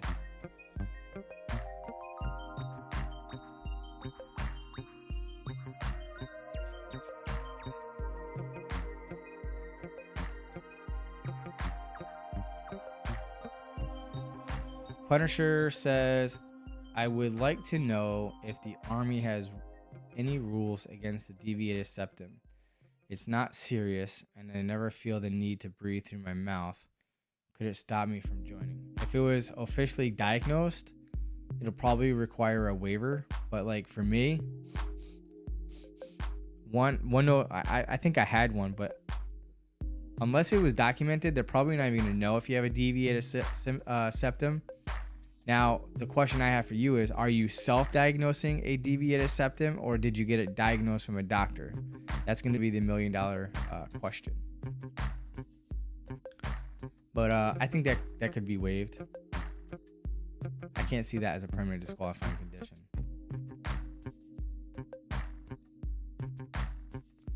Official Mirror. This is the second comment from you, but I'm not seeing any other questions or comments in the chat box. Maybe there's a glitch in the system, or you're using a word or a phrase that I have blocked for some reason. Brianna C. Any information on 42 Romeo band member? Yes, you're going to have to audition to be approved to go into the Army band. So you're going to have to be able to, I think you have to memorize and play 10 different songs, and you're going to have to play 3 of them during the audition, and you're not going to know which 3 you're going to get until you're there. So you have to be proficient and memorize those 10 songs and audition by playing 3 random songs that they choose and be well. And I think they're going to give you something while you're there and see how quick you can get a new song and play it and be generally good. At least that's how we do it here in the New York Army National Guard in our band. Kane says, hey, love the channel. I've moved a lot being a military brat and never kept in contact with people except one person. That problem with my application process. You're definitely going to need 3 character references that have known you for 7 to 10 years. One needs to be at least 10 years. The other 2 rather have to be for at least 7 years. So yes, that is going to be a problem. But do your best. Warren Cash, why do people go through many recruiters just to get accepted? What are the recruiters doing wrong in your opinion? let's say for a waiver or any reason, either lack of experience or know-how on a waiver, laziness, or just looking for the slam dunk easy enlistment, don't have the energy or patience to process a waiver. That could be it. That'd be my guess. Nabil, thank you so much for the hashtag Team SWARTZ. Appreciate that. Ken says, had a possession of a firearm on a school grounds and a battery charge before I graduated, but both charges were dismissed. Were they outright dismissed, or were they dismissed with prejudice? Like, stay out of trouble, go on probation, you completed that, and then they dismissed it? Or was it outright dismissed, like you didn't do it?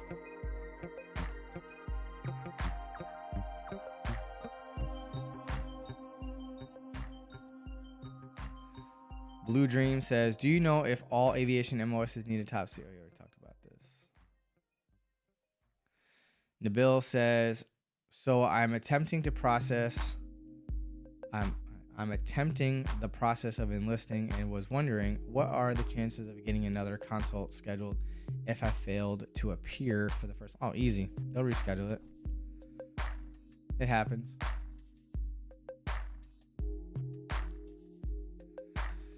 Alrighty, so thank you guys so much for tuning in. I've been here for just about 3 hours. Finally got through the first 2 hours of questions. So I appreciate y'all. Thank you so much. You can always direct message me your questions or comments to my Instagram at Team SWARTZ, or you can shoot me an email at Team SWARTZ Media, and I will be more than happy to answer any question that you have at my leisure. And again, thank you so much for tuning in. I love helping you all out. I will be back here next week, most likely at 7 p.m. I started an hour later tonight due to work constraints, but we made it. And again, you guys are awesome. Thank you for the great questions tonight. Appreciate you. Stay blessed, be good, and I will see you in the next one.